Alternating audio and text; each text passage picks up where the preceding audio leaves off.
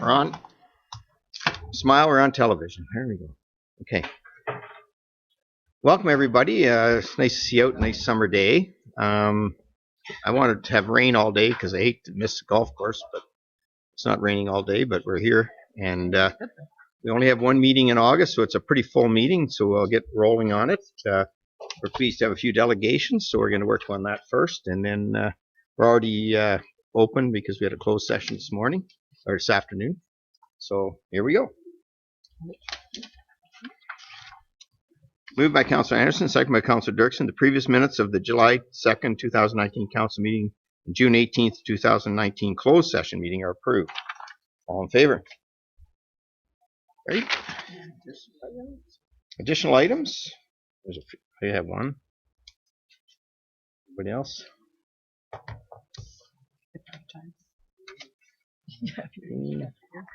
No. Additional items, Mark? One. Maybe. And maybe. Okay, well, you let me know. Okay. Moved by Deputy Mayor Turton, second by Councillor Gunson, that the Town of Minto Council convenes in the Committee of the Whole. All in favor?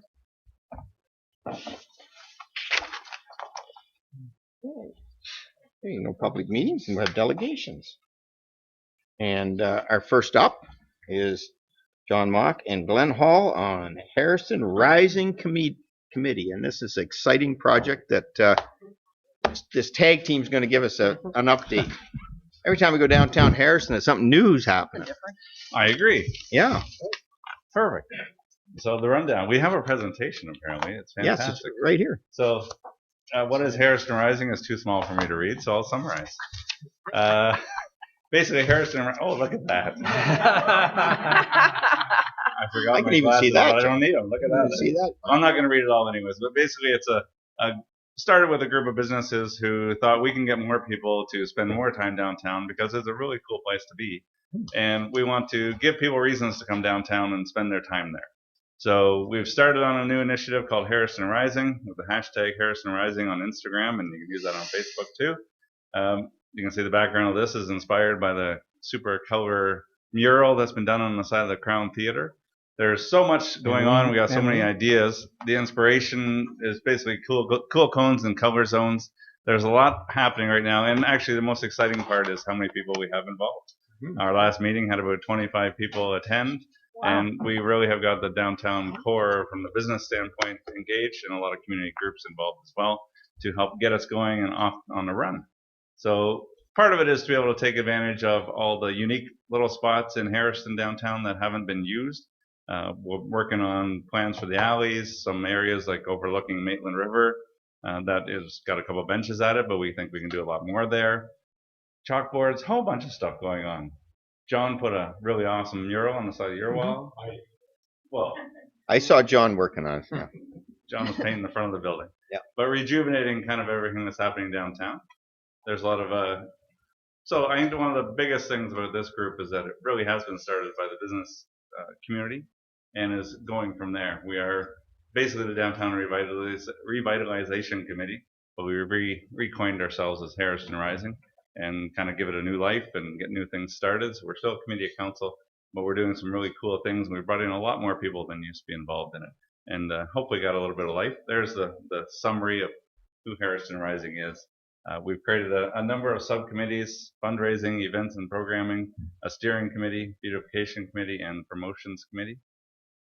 Anything you want to say about that? No, just the fact that with the buy-in, we got new lights on the trees, and we got Jen went out. Well, we had 10 sponsored, and Jen went out and got the last 7 sponsored, so they're all sponsored. We got 2 sets of lights for the trees, so that one goes south. We have backups, but we can change them to 144 different settings. So we're gonna put a schedule together, and we can have for Easter. We can have them for. Like we red for Remembrance Day. Yeah, St. Patty's Day, Christmas, whatever. So I'm changing them tonight, so they're done by an app. So there's only going to be a couple of us that have that ability to do this. Yeah, so it's going to be neat. And this logo you may have seen if you've been walking downtown Harrison. We got some stencils done up from Andy Pridham with Weathered.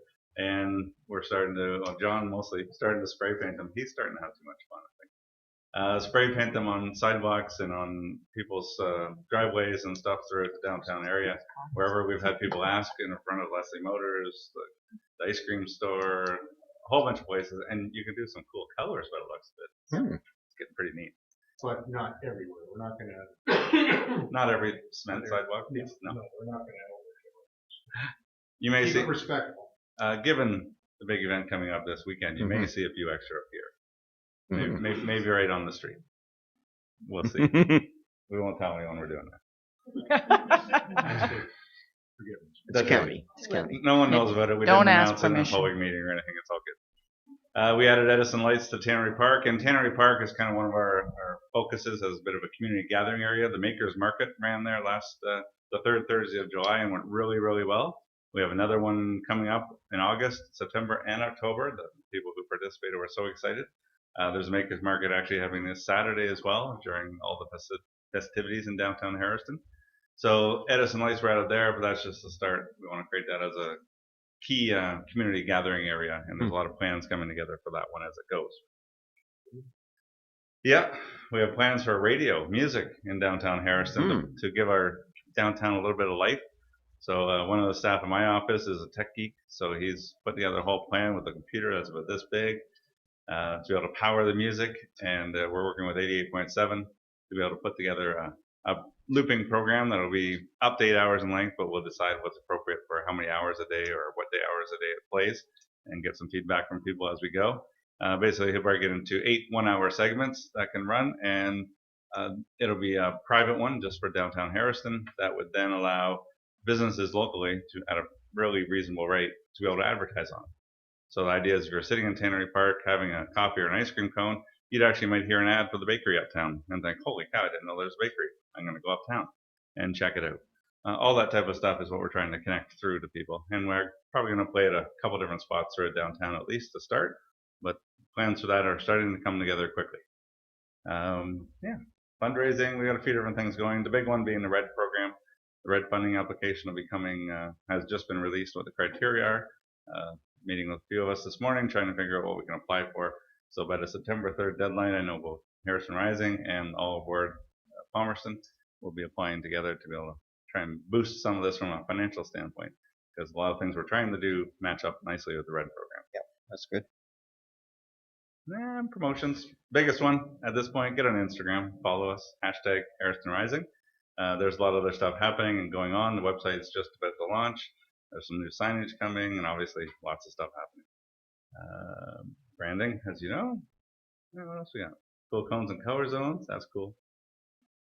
And then a lot of it Instagram, I think, on this presentation. To kind of create, so just to give the bit of the education on, because I know I'm in the tech world and kind of get lost up in it a little bit. The hashtag Harrison Rising, why that's so important is as we get more and more businesses and community groups using hashtag Harrison Rising, if someone's new to town and we start to eventually get signage up that suggests to people, hey, check out the hashtag Harrison Rising as they enter town. If I'm a passenger in a car, I could actually pull that up and I could actually see everything that's tagged hashtag Harrison Rising. So I could see upcoming events, I could see activities, I could see stores that are in town, I could see everything that's going on in Harrison just by going by this hashtag. So as we get everybody locally using it, and then you start to share it with your friends and family, people who maybe only visit sometimes might say, hey, I saw that escape room. Can we do that? Oh, I didn't think of doing that with you. Or, you know, the bakery or the mailbox cafe or Harry Stone's for an evening of karaoke. All those things start to add up as you go.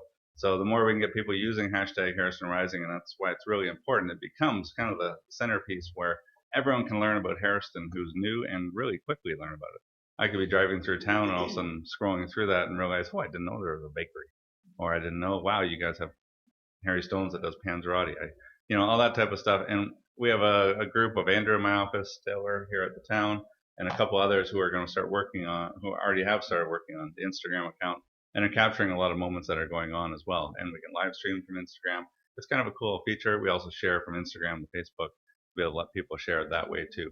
So that's why that hashtag is really important. And perhaps one day down the road, it'll end up on signage on the edge of town as you come in so people can actually see it as it's starting to happen. So that's some of the plans that are going on there. There's literally about a 4.5-page list of plans.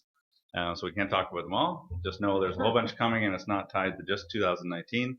this is a multi-year approach, probably a 3 to 5 year type scenario before we can implement everything. And some will be big in wow factor, and some will be nice and simple and subtle to try and get people going. We're basing this a lot off of the education we've learned from Roger Brooks and also our Your Town Rising people that came and visited us back in the spring. And one of the big things we know we want to get doing, both in Harrison, I know in Palmerston Group's really doing a lot too, is to be able to get activities downtown. And in our off seasons, that was one of the big things we identified was, boy, you get into fall when everything gets a little bit brown and blah, and you get into the spring where we don't have planters and stuff out. Harrison's kind of a gray, blah, boring town. It looks bad. So from a business standpoint, we wanted to kind of boost that up, get people out throughout the winter months, and especially fall and spring. So that's what this is all getting towards with the colors, the murals, so much more coming up. We got 8 benches coming for downtown. This week, I hope. So big bright benches, so you have places to sit. That bench on the one picture in front of my office gets sat in every single day, multiple times. My staff stands at the window and can see them. So, they just keep reporting to me that the bench is used, especially once you hit afternoon and the sun gets behind their building. It's probably used constantly. Every 15 minutes, someone takes the time to sit there. So we're trying to rectify some things, like there is nowhere to sit downtown, and there's nowhere to, at the moment, sit in a downtown core and actually sit across a little table from somebody and have a coffee. That doesn't exist right now in Harrison, which is shocking. I can sit on benches beside someone, but maybe a little bistro table somewhere in Tannery Park, for example, or somewhere else makes it a little more comfortable for people to spend more time downtown. We don't expect you as council to provide us with all this stuff. We wouldn't turn it down. No, we wouldn't turn it down, but us as business owners, we have the ability to maybe generate some funds somehow, some way to be able to offset some of this. So that's kind of what Glenn started this with, this kind of an idea with a few of us, and it just kind of snowballed, and the Downtown Rising just kind of, escalated us and took us in a different direction, but a good one. Things a good direction. Yeah, the example I guess John you alluded to was the 17 trees for lights. That Harrison Rising meeting, we had 10 sponsors that night, which were all business owners. And then my wife just went and walked down the street to other business owners, and by noon the next day, we had $1,700 to sponsor all the trees. Right. So it didn't take much to be able to do something that was a clear, here's what we want to do, and we'll make it happen. So we've got quite a bit of buy-in. A lot of things are happening. You get 25 people out to a group, it's amazing ideas that fly around. So there are a lot of things happening, a lot of things going on, and we're very excited about the next few years. Thank you. All right. Hashtag Harrison Rising. Thank you for your time. Just wait, guys. There might be some questions. Questions? Gene? More comment than a question. Kudos. We were at the meeting. I think it's phenomenal. The more we can do in our downtowns, but as you know, David and I are vested in our towns and our communities. Hashtags.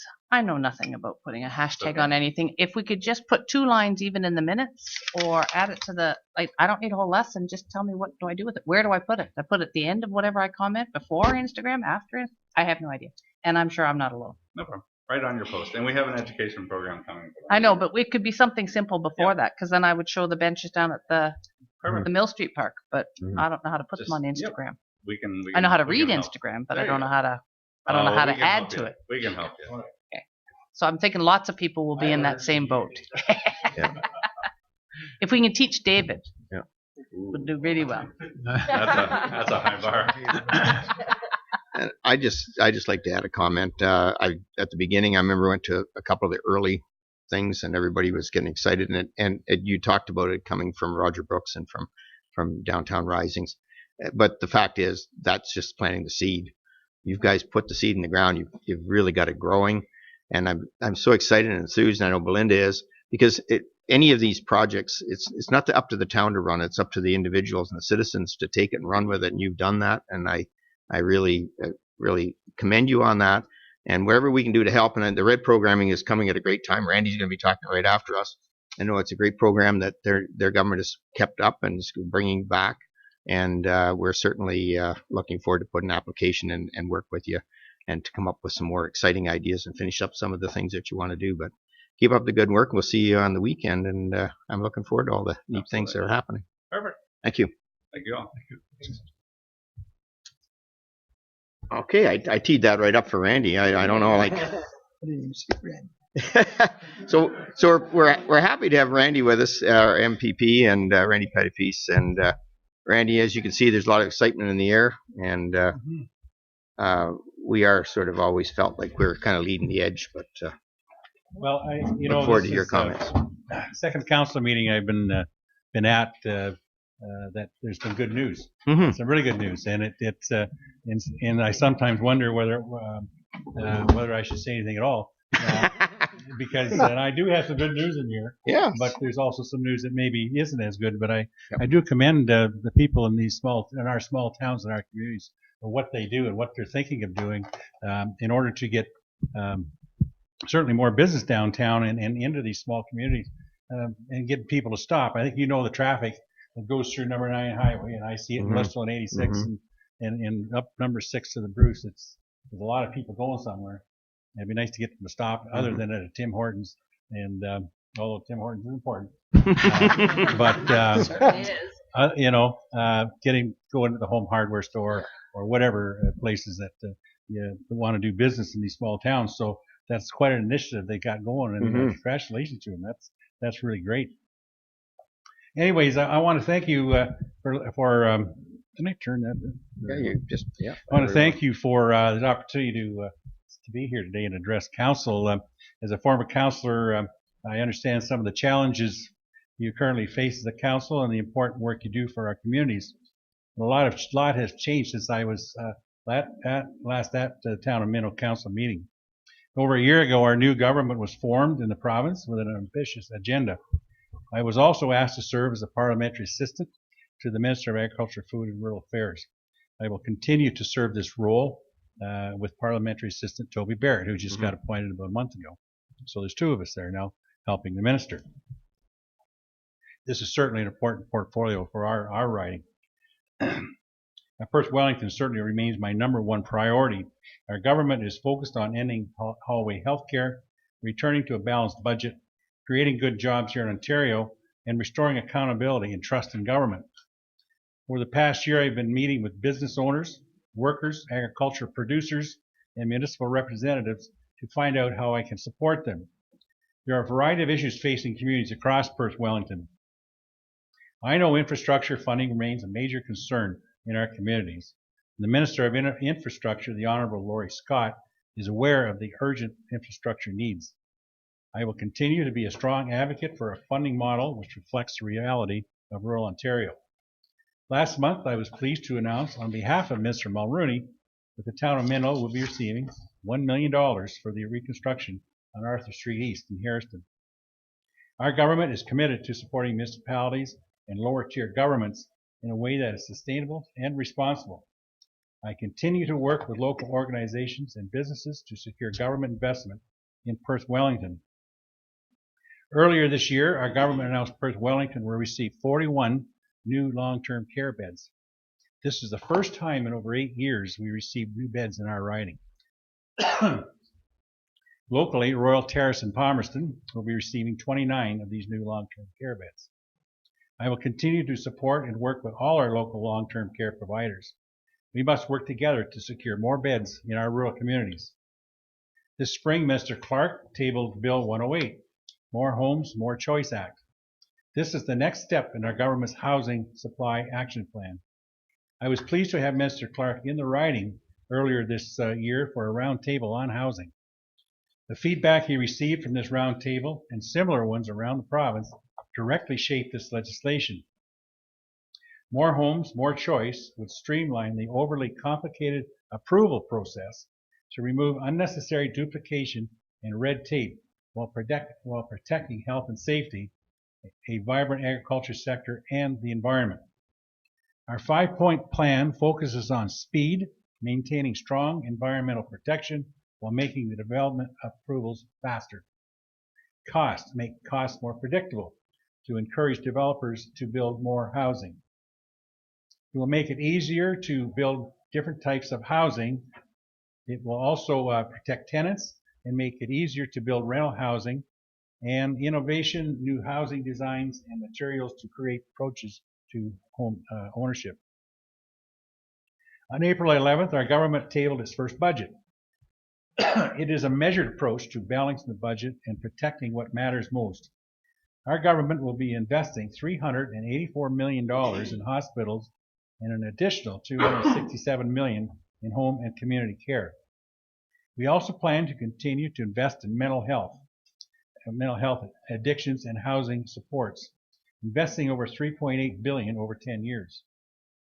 The County of Wellington and Guelph Wellington Family Counseling and Support Services is receiving $230,060 for mental health and addiction services.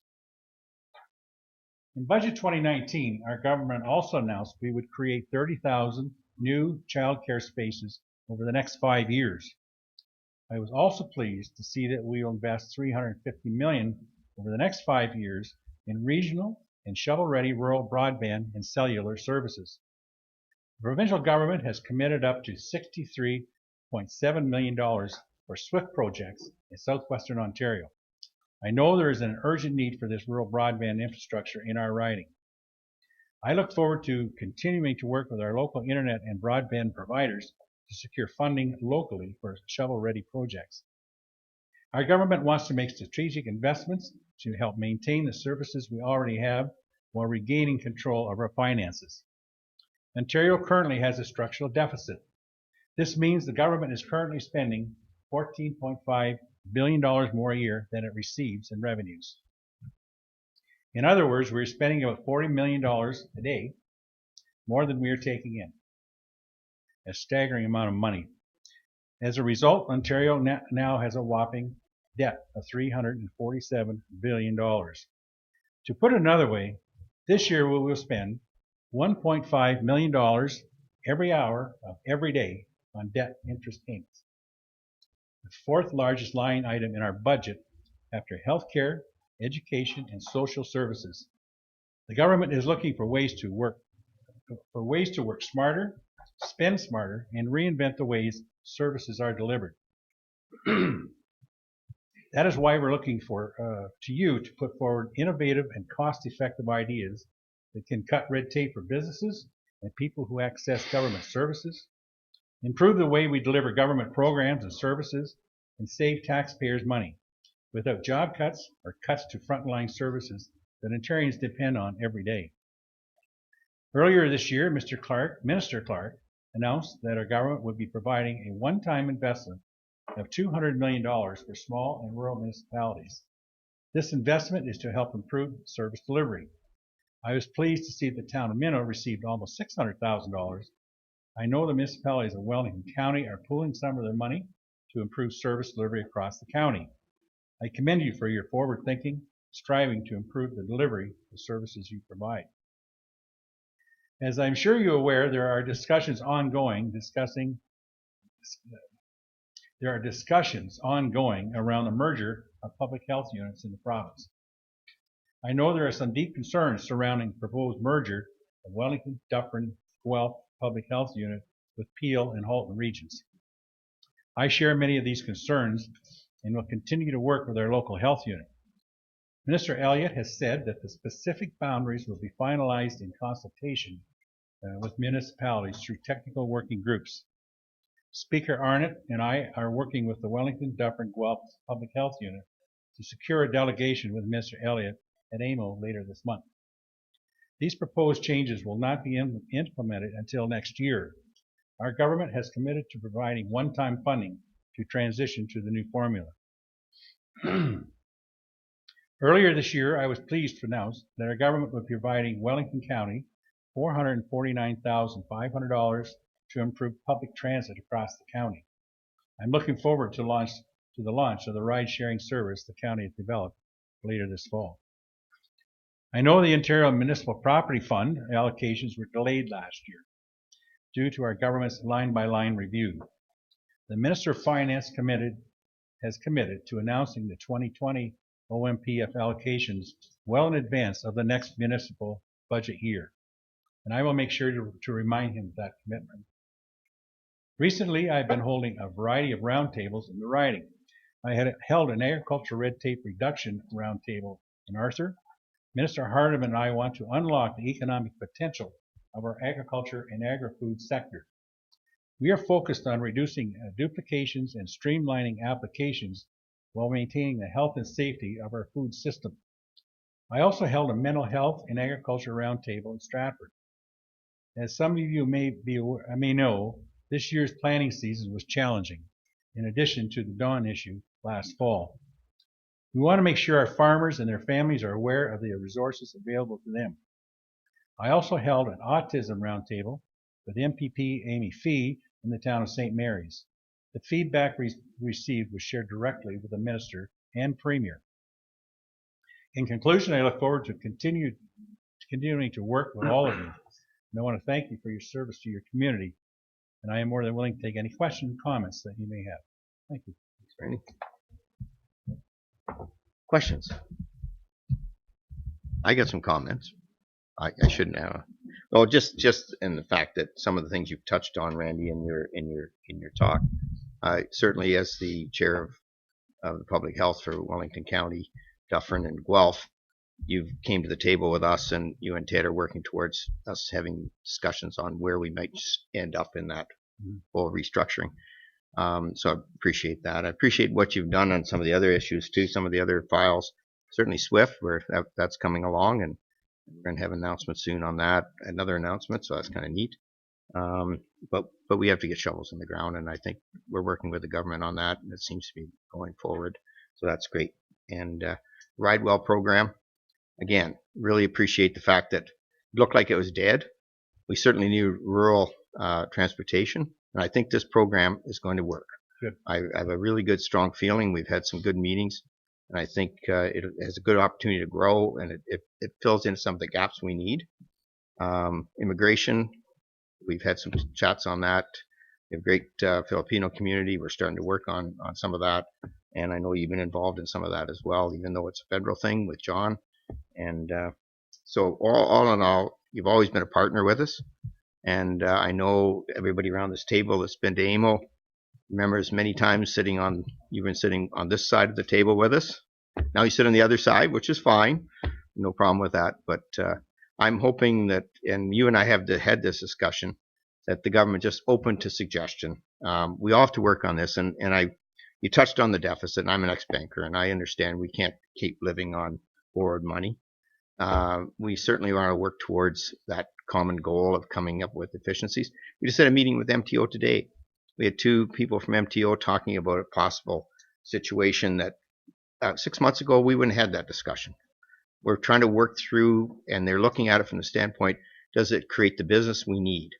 Not just is it that they've got a rule, now they're looking at it and saying, what's it do for the economy, and what's it do? Because we all have to work together on this. If we can make our economy stronger, that helps our bottom line. It helps pay the taxes and all the other stuff. So that's great that I can see there. So those are the things that I wanted to just touch base, and we're hoping to see at AMO again. And we don't have a delegation, I don't think, at this point in time. We have, as you say, we've had two good projects. We have another project that's getting close. It was bumped from the provincial level to the federal level. They're making a proposal on it, which Brunswick Street Bridge, and that's moved up the ladder. So we're hoping that those two projects, if they go next year, will be our number one projects. You did touch on the on working together with the county, and we have one of our delegations. Our fourth delegation today is KMG consultants, and talking about just what we talked about, trying to find any synergies we can with the two levels of government, and we've got them here today to talk to our council, and we're hoping to have a proposal back September, October. I think it's October that we're hoping to have something come to the council in county council, and see if there's anything that we can work towards using some of that money that was given to by Mr. Clark to try to find efficiencies where we can. Because I think we all can work together, and all three levels of government have to work together in order to do what we need for this country. So I appreciate your time coming today and bringing that message. There's a comment I could make about doing things to save some money. Yep. I see a little project out here, and I think I did plant one of those trees, if I can remember. Yep. Properly. I remember back then. And I never thought about it until I was talking to Chris Snell Yep. in North Perth, and they have a little project in Gowanstown. Right. I don't know whether you've seen all the trees they planted there. Yep. Now, the reason they went and did that is because once or twice a week they had to send a guy up there with a pickup truck and a lawnmower to cut that grass. Yep. So if you plant trees and get a canopy over the grass, it's not going to grow, so you don't have to worry about it anymore. So you're doing, you're saving money for one thing. That worker can be doing something else that they have to get done. Environmentally, you're not burning gas. Yep. You're saving tax money because you're not paying us any money in gas and stuff like that. So, and they're small projects, but you see this going on all over the place. And there's things like that, they grow. That stuff grows, so I see different communities just thinking out of the box, about what they can do to save some money and help other things. It's just not a money saving thing; it's an environmental thing. So it's kind of neat. So, Anything, Ron? Personally, Randy, I want to thank you for being our MPP. Just done a wonderful job. Come a long way since you're a referee. Oh my gosh! You must have been half decent at it because people voted for you. But anyhow, thank you for what you do, and I know you've got our community and your constituents in mind every time you go to and you fight for us, and I thank you for that. Well, it is the best riding in Ontario. I think You're right. And I think Ron can't go say much unless he has to say something about being a referee. Yeah. And Mark was there too. I reffed a bit with Mark years ago. Yep. But the thing about a referee, you say people must notice me because they voted for me. The thing about a referee is if you're noticed, you're not doing a very good game. No. Right. Good point. You're right. People like that's not what I would, and that's true. But anyways, thanks, Ron. I appreciate that. And we did have some fun back in those days. And I look at young Nicholson in Miller, Cherry, and we've got a lot of NHL referees, linesmen in from this area. So, and I reminded young Nicholson, he's my third son's age. Oh, okay. Yeah, and I reminded him that I used to ref some of those games, so I'm glad he took some of my abilities to NHL. Thanks so much. Thanks. Thanks, Randy.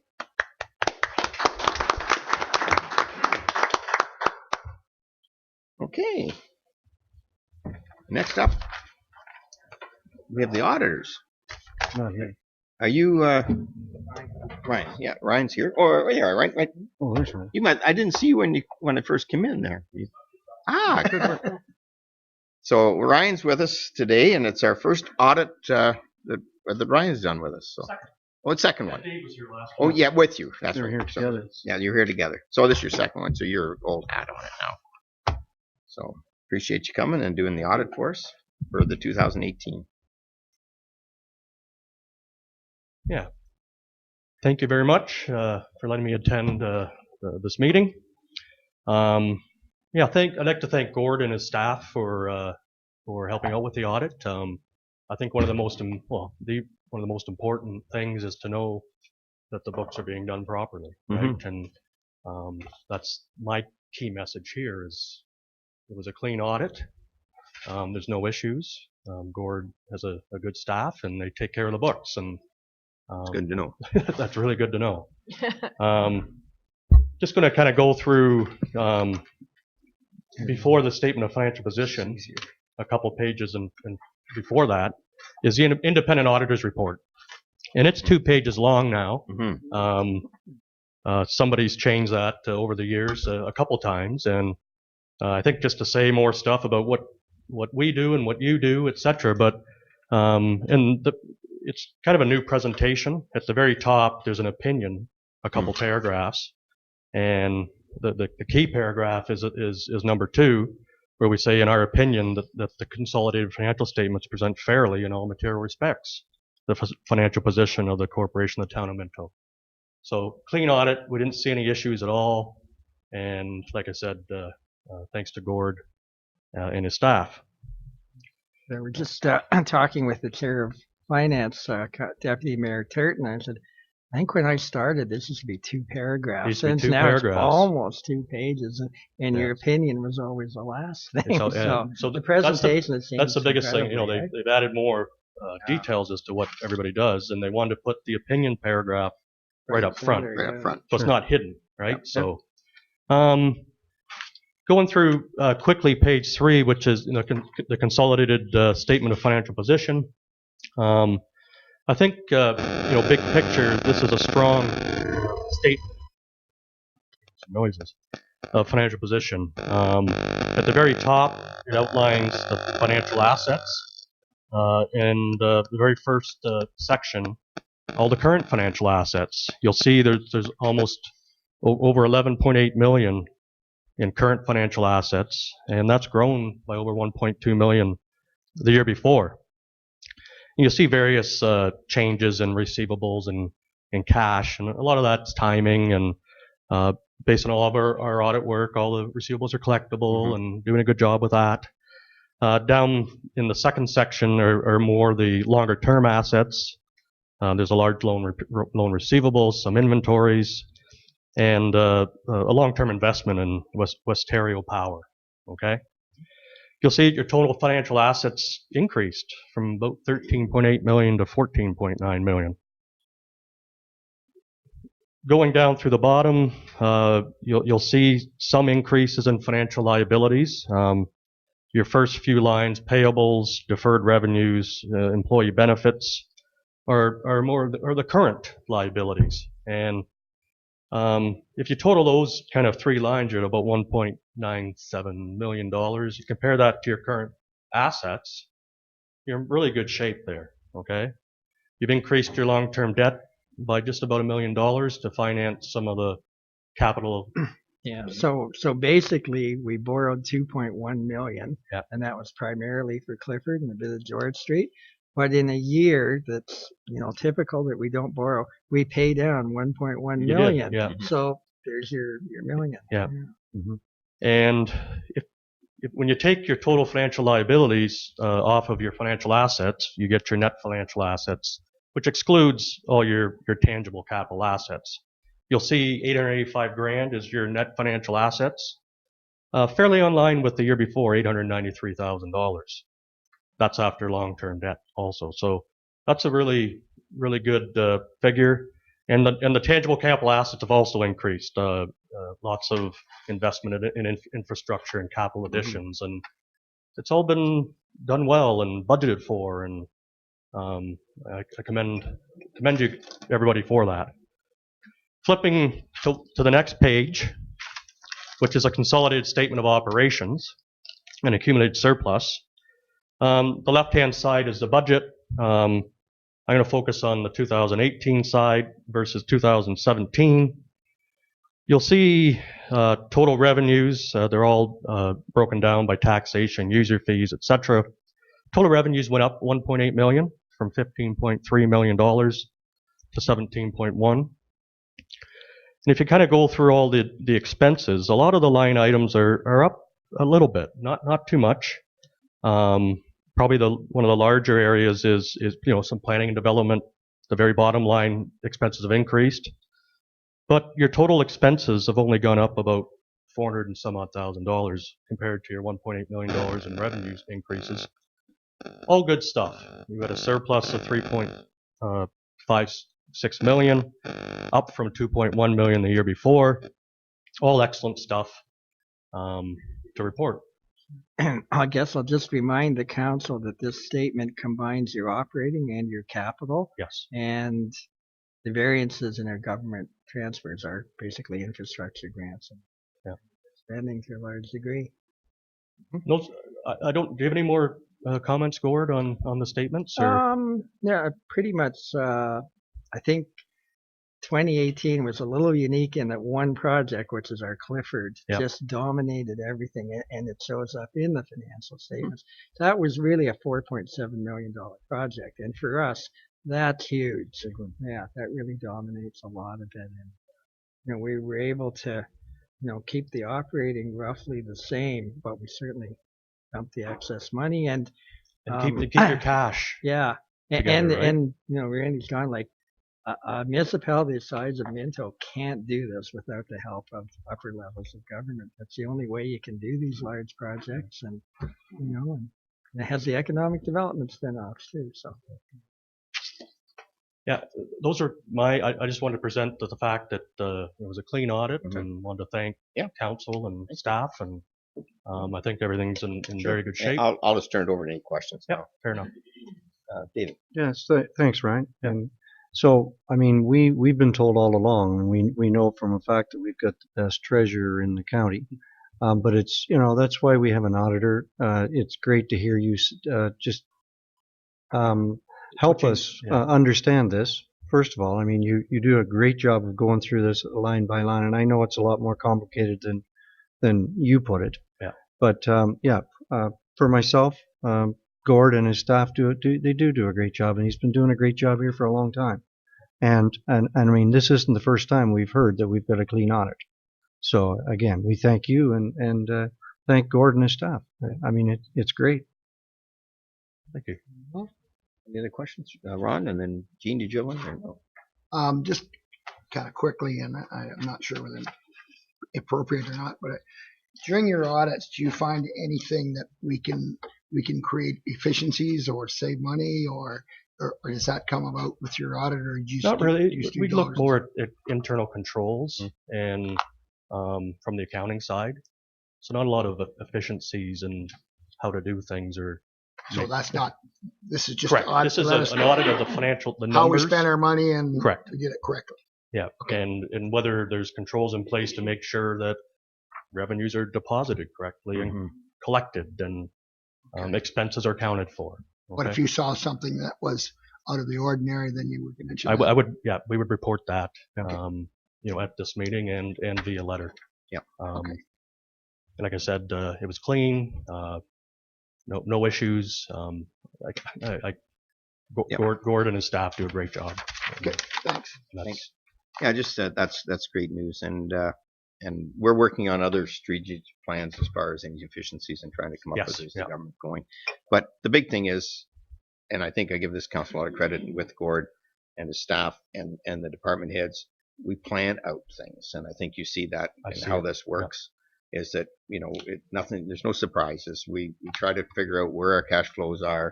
It's difficult, as Gord said, in a small budget when you have big projects, and I give him a lot of credit for that $4 million project because all that money didn't flow in immediately. We had to deal with it. We had to work on it, and it's good to see that somebody else looked at it and felt the same way. Yep. Thanks very much. No problem. Thanks. Thank you. We have a resolution. Yep. Let me read that. I can do that. Yep. And so I have a resolution that we need a mover and a seconder for this.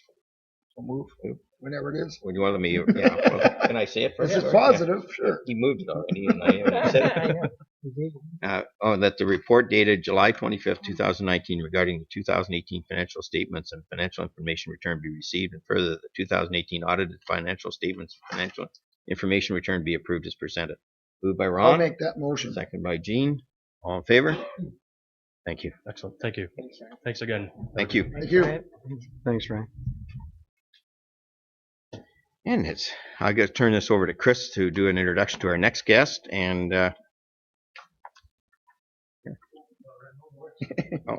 there you go. Thank you, Mr. Mayor. As you have heard a couple times already today, we are endeavoring on a project with the other municipalities in the county and the County of Wellington to look at shared services and just efficiencies and everything else that we can have. I brought a report to you earlier, and this is a continuation. So we're lucky to have here today from KPMG, Bruce Peavers here to introduce the project, and he's going to come up and explain what they're looking for and just kind of introduce KPMG to you, the council, as we go forward during this project. So I'll turn it over to Bruce. Thanks. Welcome, Bruce. Your worship, it's all right. I have. Yeah, that's Copy of the great. project Because I was chart. looking and we don't have a copy. I don't think of that thing. That's good. Thanks so much. Great.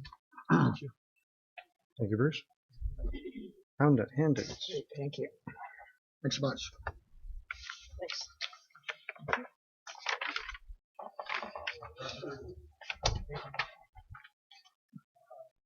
Your worship, council, staff, it's a pleasure to be here in Minto. I'm actually from the Manitoulin Islands, so Oh, wow. I live in Grimsby, and when I head home You to go up visit and- my dad, Yep. always barreling through Harriston. Yeah. Well, it's a great island. It's a great island. Done a little fishing up there. spot to stop. I know, eh? So yes, we've stopped at your actually at your arena for a break for the kids. Oh, thank you again. So what I'd like to do in a few minutes is just go through the project with you. And I was just on page 2. I was going to go through the project objectives. And then after that, I was going to go straight to the project schedule. So council has an idea of how this project's going to unfold. So on page 2, you can see under the project objectives, which is how we will define success. You can see that KPMG has been engaged by the County of Wellington and its member municipalities, which the town of Minto is one, to undertake an operational service efficiency review in response to the provincial modernization grant. The overall objective of the project is to conduct a complete review of all the operations within each member municipality to find efficiencies, operational savings, and cost effectiveness without compromising the customer service experience. Our aim is to identify creative and innovative solutions that are realistic and practical for implementation to achieve greater efficiency and cost savings in service delivery. So that's the overall goal for the project, Your Worship. And you'll see that there are more specific objectives that follow from there. If I ask you to turn the page again, you can see on page 4 and page 5, we get into the scope and the deliverables of the project. So in phase 1, which we completed in the second week of July, that was the project initiation phase. And we had a kickoff meeting with all the CAOs for the county, and we confirmed this project charter, and we established a schedule for the project. Right now we're in the middle of phase 2, which is the environmental scan. So we're reviewing documentation from all the member municipalities. We're conducting stakeholder engagement exercises. So we're actually meeting with your staff tomorrow. Did I get that right? Yep, tomorrow, yep. So I have members of my team that are coming up tomorrow to meet with your staff. And we're also looking at benchmarking the member municipalities in the county against similar municipalities in the province of Ontario. We also are kicking off presentation to every member municipalities council. So actually you're our first presentation. So there you I'm go. practicing on you guys. Oh, that's no problem. And at the end of all this, we're going to prepare a current state summary. So we're going to summarize what we heard from our interviews, and we're going to prepare something called service profiles, which you can see is the output of phase 3. So municipalities deliver many different kinds of services, and so what we're preparing is profiles of each one of those services. And that will outline both the financial aspect, it will outline the type of service that's delivered, and the expected service level. And we hope that will inform, as we move into phase 4, the identification of opportunities. So in October, end of September and October, we are going to be working with the CAOs for the county to identify opportunities through 3 working sessions with them that takes place in that month. And out of that, we're going to prepare recommendations, and we will also be preparing some financial analysis on those recommendations. And then we'll wrap that up into a final report, which is phase 5, and present at the end of November to, we'll be coming back to present to this council and to county council. I had the timing wrong. I think I said October when Randy was here. That's fine. That's close. That's right. I was trying to rush it. No. You're causing me gray It- hair. Well, and I just want to point out that is really fast. That's Yes. for something to this extent, and to get this all done through the summer and everything. I know we want to get on it sooner than later because we feel that we need to get going on it from the county standpoint, and give your company a lot of credit for the fact that we're going to be getting at it that quickly. Well, thank you, Your Worship. I have 4 members of my team working on the particular project. So I have, I'll just use their first names because that's what you'll remember, is Tyler and Esther and Aletta and Kayla. So they are all working on this project quite diligently. I believe it's Tyler and Esther, which will be up here tomorrow to interview your staff. And Aletta is our team member who does a lot of work with numbers, and we're doing all the benchmarking. Great. If you turn the page, page 6, it's a high-level overview of the project phases. And so you can see if you want to communicate this out to your staff, or if you'd like to communicate it out to the public, this is a simple graphic to explain the project. And for those, and there's always some that like a little more detail, on page 7 you can actually see the Gantt charts and you get down into the deliverables. Okay. On page 8 we've identified the specific project meetings and the dates and who is going to be participating. And on page 9 you can see our team. So on our side of the fence you can see that I report to Brian Bost, who's the partner on the project, and we collectively report to Scott Wilson, who's the project manager, and Scott reports to Kelly Linton, who's the county warden, who's the project sponsor. And you can see there's the steering committee as the CAOs of all member municipalities. The following pages is some administrivia, but the important thing is on page 13 is all our contact information. So if your worship, if you need to get in contact with either myself or Brian Bost, partner, please feel free to do so. Perfect. Okay. With that, your worship, I please take any questions. Oh, thank you. Thank you. Any questions for Bruce? It's early days, and I as I say, well, Chris, you want to make a comment? I just want to make a comment that Bruce, you alluded to that.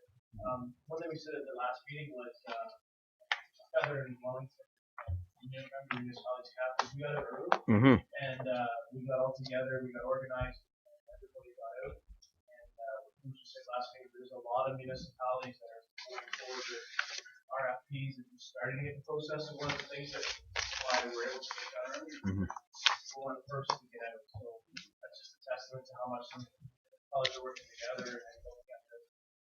And just so the council knows, we're not by ourselves. There's a lot of municipalities that are approaching different firms and putting this up to that. Just getting organized. Good. No, that is a good point, and that's why I was so surprised that we can get this done by November, which is great because I think the government's going to be looking for opportunities to work with groups that are ready to move forward in some of this. Yes, your worship. Yeah, thank you. Thank you, and we'll look forward to talking to you. Thank you again. Bye-bye, Bruce. Thank you, Bruce. Okay. Public question period. Okay. Correspondence. Is there anything you want to pull out of it there? No, You good? Anybody? Okay, can I have a mover and accept? Moved by Deputy Mayor Turton. Seconded by Councillor Gunston. All in favor? Okay. All right. I'll turn it over now. No, wait a minute. What do I? Yeah, Councillor. Yep. Turn it over to Councillor Elliott. You're up there, Ron. Okay. And I'll in turn turn it over to our recreation. What is your manager, I guess? He doesn't Yeah. know. What is your position? Recreation Why don't services. you call him? Okay, thanks. Matt, go ahead. Thank you, Mr. Councillor Rivers. Elliott. So just quickly, we have one set of minutes from a PRAC Mr. meeting that Rivers. took place on Monday, July 8th. So just about a month ago. Chris is going to speak to this in more detail shortly. I think the main thing that you can take away from our meeting is that PRAC did endorse the scope of the recreation master plan project, essentially looking at doing it in-house using staff resources with a task force of community members. That's about it for that. Like I said, Chris will get into a bit more detail what the scope of the project looks like in about 2 minutes. Questions? Nothing. We're waiting for Chris. Yeah. Could we have a motion to receive your Yeah. present or your report? There are the minutes, yeah. Mayor Bridge and Councillor Judy. Councillor Judy Dirks. I was going to look at team. But all in favor? Good. Seriously. All right. The second item is just, it's something we looked at doing back in 2016, is just seeing if there's any interest in somebody else running the concession booths at the Harriston Arena and the Palmerston Arena. In Clifford, the Rec Association utilizes it through their grant process with some of the groups that use the ice. They can get grants to use the ice, and then they pay that back by volunteering in their booth. We don't have the same type of setup in Harriston or Palmerston, so right now as the town, we are running them at a deficit. Like I said, back in 2016, we kind of threw it out there to community groups, service clubs, businesses, if they wanted to try taking it on and seeing if they can make a go of it. We had Sean Wepler from Barbecue Bite in Clifford approach us about Harriston and Palmerston this ice season. So it's something that we think could be mutually beneficial to have him give it a try.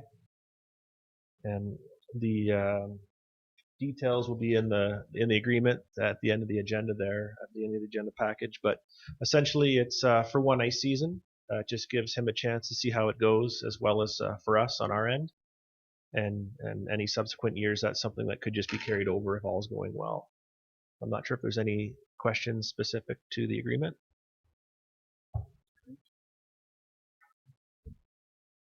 Matt, through you, Yeah. Mr. Chair. I appreciate the trying to solve the problem of the concession booths by possibly leasing or renting out, whatever it is. But looking at that agreement, there's no income from the user, from the renter, for one thing, and we're putting up thousands of dollars worth of equipment, thousands that are available we'll absorb the utility costs on those, and no income from the renter. So if we can't make any money at this stage, how could someone else, private interest person, make any money? I think we can make money. We do look at this thing from another angle, but I know that's just my opinion on this. But well, maybe speak to it when the bylaw comes up. But I think there's other ways to address this without giving up on it and making money. I don't know how we can lose money on selling food. Well, through Councillor Elliott, there's been a few things that have happened over the years. There's been some local other places that you can get coffee pop up, which is fine. It is what it is. Minimum wage has gone up. We've seen places like the Steve Kerr Memorial Complex in Listowel there. There is no concession there. That was something that I know was a little bit contentious when it didn't happen, when the arena was being built. Essentially, they've got a kitchen that you can rent, as the group using the facility to try and provide those services. So they've identified it as something that they didn't want to support through tax dollars.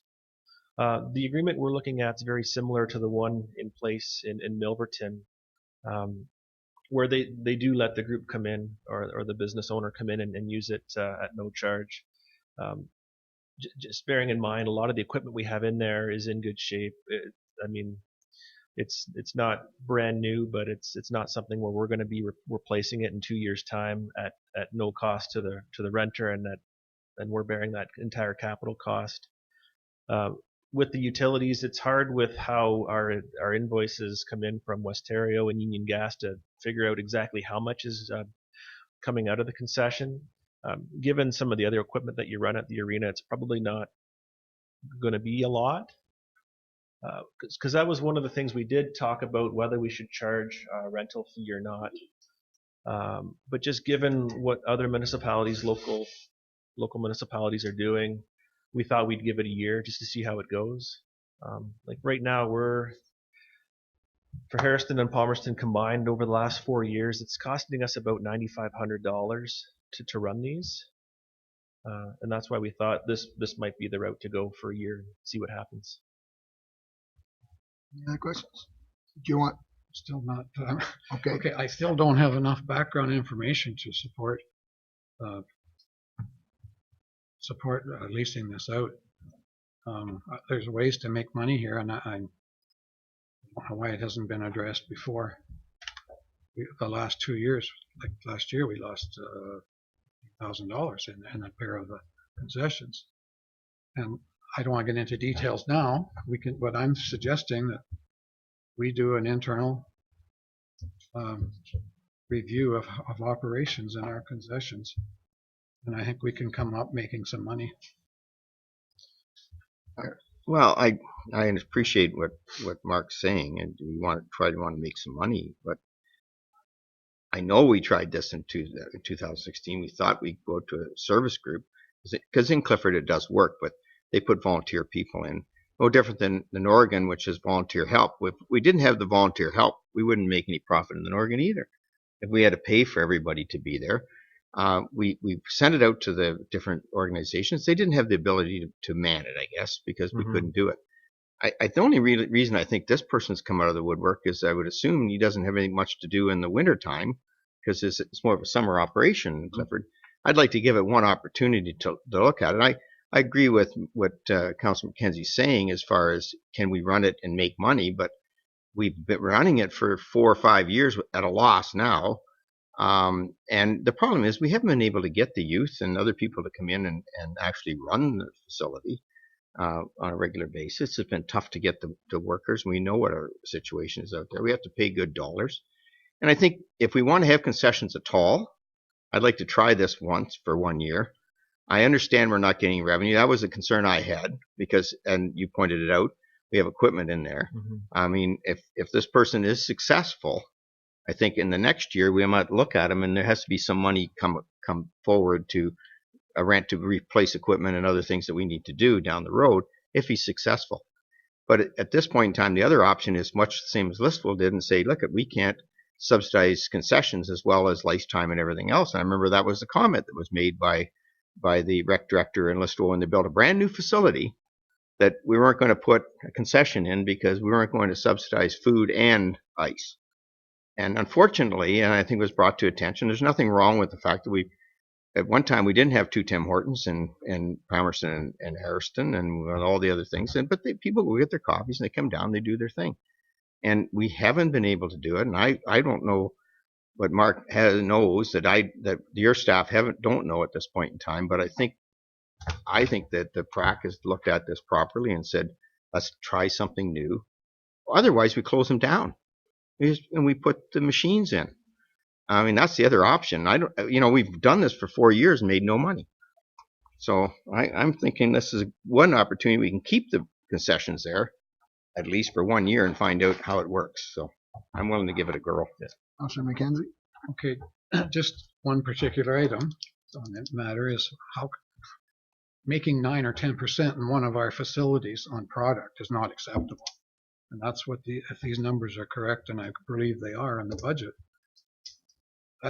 that's unheard of. I don't know what's happening there. 9 and 10% profit on a product is it's ridiculous. We should be making over 100 to 200. You would essentially, through Councillor Elliott, want to aim for about 100% markup on certain items. I do know that with the concessions, a lot of our expenses are in the staff wages, and again, we've looked at it as providing a service in the past to some of the sports groups that use our facilities, mainly minor hockey and some of the skating clubs. It's nice to have it open for that, but at the same time, we're not making enough in sales to even recoup the product cost plus the staff wages there to provide it. I'm not familiar with every product and what the markup is. We could look into that. But I just know just through some of the different local municipalities in speaking with some of the folks there, a lot of them are looking at trying to contract it out. And like I said, Milverton's I think a fairly comparable example to us, and the fact that they've done it the last couple of years at zero, just to kind of take it off their hands, and again just look after the basically the hydro and the gas. Again, it's something we brought to PRAC. We thought that it might be good to just try it for a year, see how it goes, and reevaluate things come March or April. Thank you, Chair Ron. So I've been on PRAC for a number of years, off this year, but I know that we've discussed this numerous times about how this how the arena booths work. The one in Clifford, I'm not sure exactly how they're making how much they're making, but it definitely is all volunteer. And I agree with what you're saying, Matt. Wages are a big thing, and I know that we've talked about this, and I know that we're offering a service to our people in the community, and here we got a guy coming forward to say that he wants to give it a shot as well. He's a business guy. Maybe he's got some strategies that we haven't looked at, but I mean, we've tried. Town of Minto has tried at both arenas, and I mean, I'm in favor of giving an outside opportunity here. I would think that over the years and the history of operating booths and the people that have been doing it, if there was opportunities that were not, and I mean, you go to the different sessions and you talk about these things, like mutual aid in the fire. You talk about how other arenas work, and I forget the name of that group that you belong to, but I don't know. I just think we need to move on and give somebody else a shot. Thank you. Any other I don't know comment? how we can continue to not look at the budget figures and operate this way. Last 2 years, we've lost thousands of dollars on, I'm just talking product. It's impossible to buy $13,000 worth of product and only get $14,800 out of it in revenue. That's unheard of. What's happening here? Doesn't make sense to me. And just wash your hands and give it up and let somebody else come in doesn't make sense. I think we should do revisit this. Okay. That'll be up to council to decide. I'll get a vote, same as you do. Gene? Could I just ask, where'd you get those numbers? Because I don't have that level of detail. I got them from the finance department. Gord give me the recreation numbers, actuals Last year. for the last year and 2017, along with this year's budget. Because I haven't received a detailed finance report for many months. I don't have any numbers to look at. That's just one area I'm looking at, but that's very detailed. At any rate, that's where I got them, Councillor Anderson. But doesn't that prove, through you, Chair, doesn't that prove your point, Mark? We haven't run it very well, obviously. I mean, and how are we going to run it any different if practice run it for 3 or 4 years with youth? I mean, I have to say it. It's just, and maybe some of the products walked out the door. I don't know. But at the end of the day, the numbers are the numbers, and we know we lose that kind of money. So I'm just saying, why don't you let a professional come in and try to use it 1 year, see if he makes any money. And if we're only doing 1 year contract, and if he's really happy with the product and what he's doing, then we can go back to him and say, give us $500 a month or whatever it is that we think that's reasonable. But you give him a shot at trying to run it, and we still keep the service. Otherwise, I just shut the service down, because obviously we don't have the bodies that can run the thing properly. And I don't know and who's going to run it. Like, we haven't been able to successfully do this for 3 or 4 years. I don't care where the numbers come. I mean, the numbers are the numbers. We know we've lost money on it, so I'm not worried about that. It's a service situation. So It can be helped. We can solve this. well, it doesn't seem to be able to do it. Have you got a comment, Matt? No, just I know with Councillor McKenzie's concerns there, I'd like to take a look at the GL just to make sure that everything that went into the concession expense account was for the concession.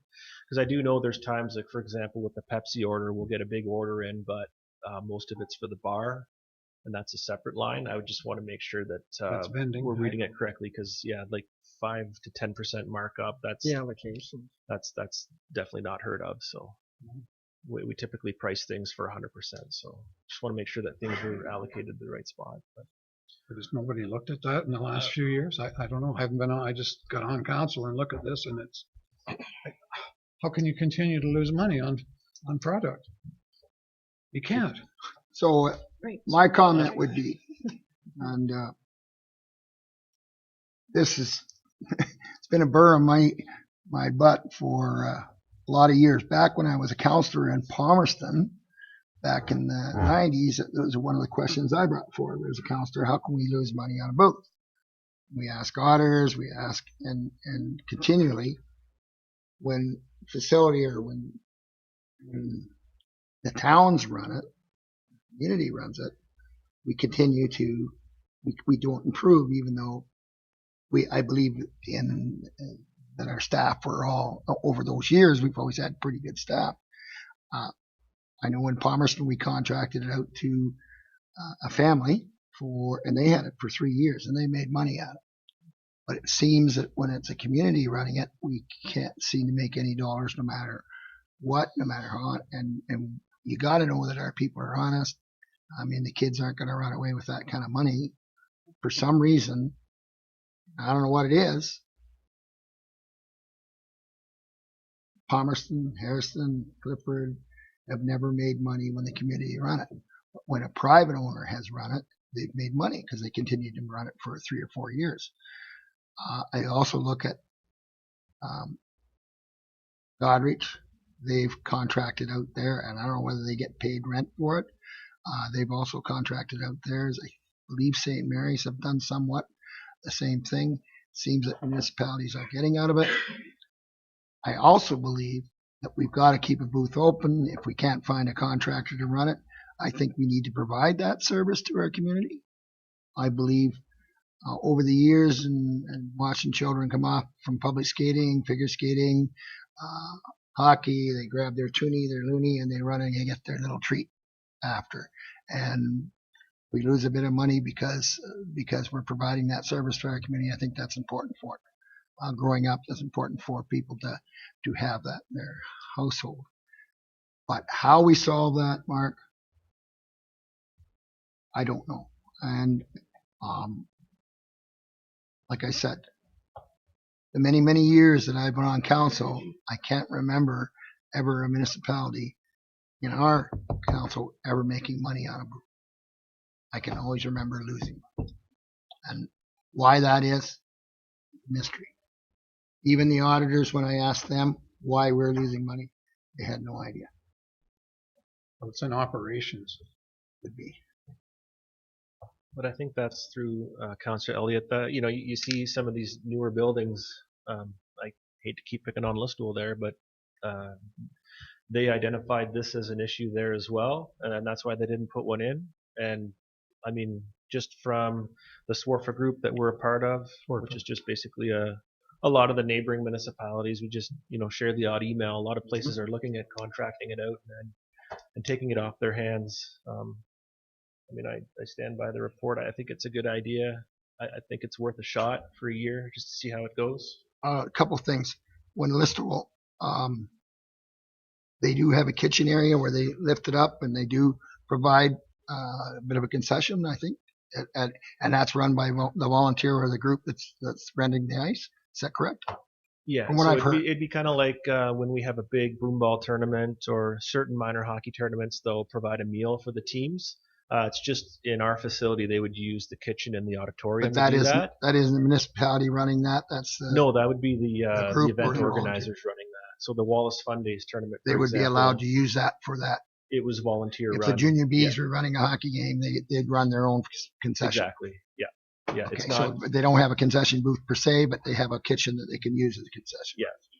I don't know if they just do the bar upstairs or if they would do the concession downstairs as well, but the municipality does not have a hand in any of that. Right. Could I make a suggestion then that we take this on for the year? If he makes a profit at it, we look at it and either regain some of our revenue through rent from him, or if we can learn from him to say, okay, well, if you're making money, how could we make money? But we're still saving the cost of staff, and staff get pretty stretched in the wintertime with all of the other services we're providing. Do they not? Do we ever have trouble? They're busy anyway. Yeah, through Councillor Elliott, it can be challenging. A lot of the staff are young people, 14 to 18.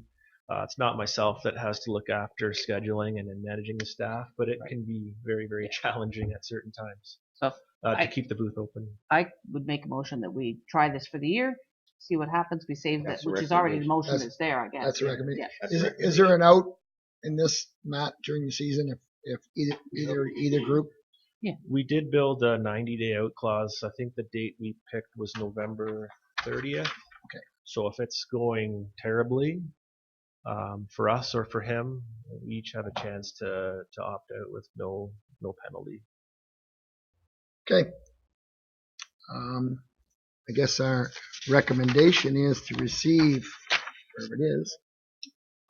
I got it. My computer went down. Can I have one last shot Rec- at this, Ron? Recommendation, like, what's pardon me? Sure. One last comment. Yep. And then I'll stop. Yep, that's right.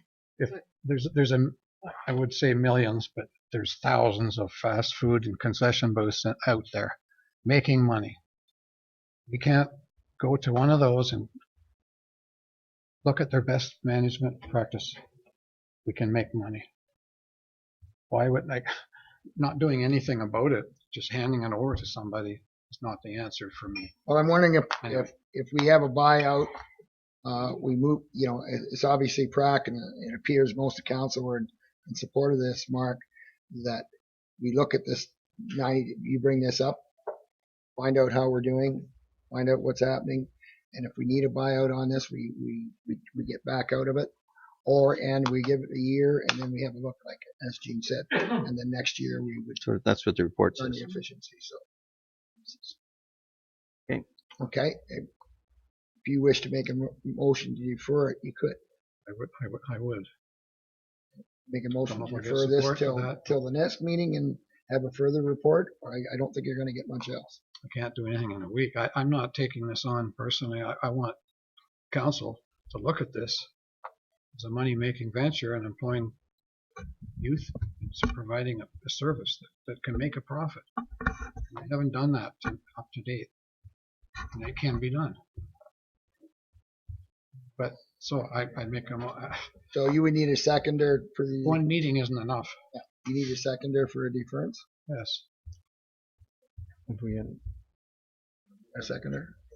Yeah, I think did we not have a motion on the floor to start with? Didn't you put your motion on the Yep. floor?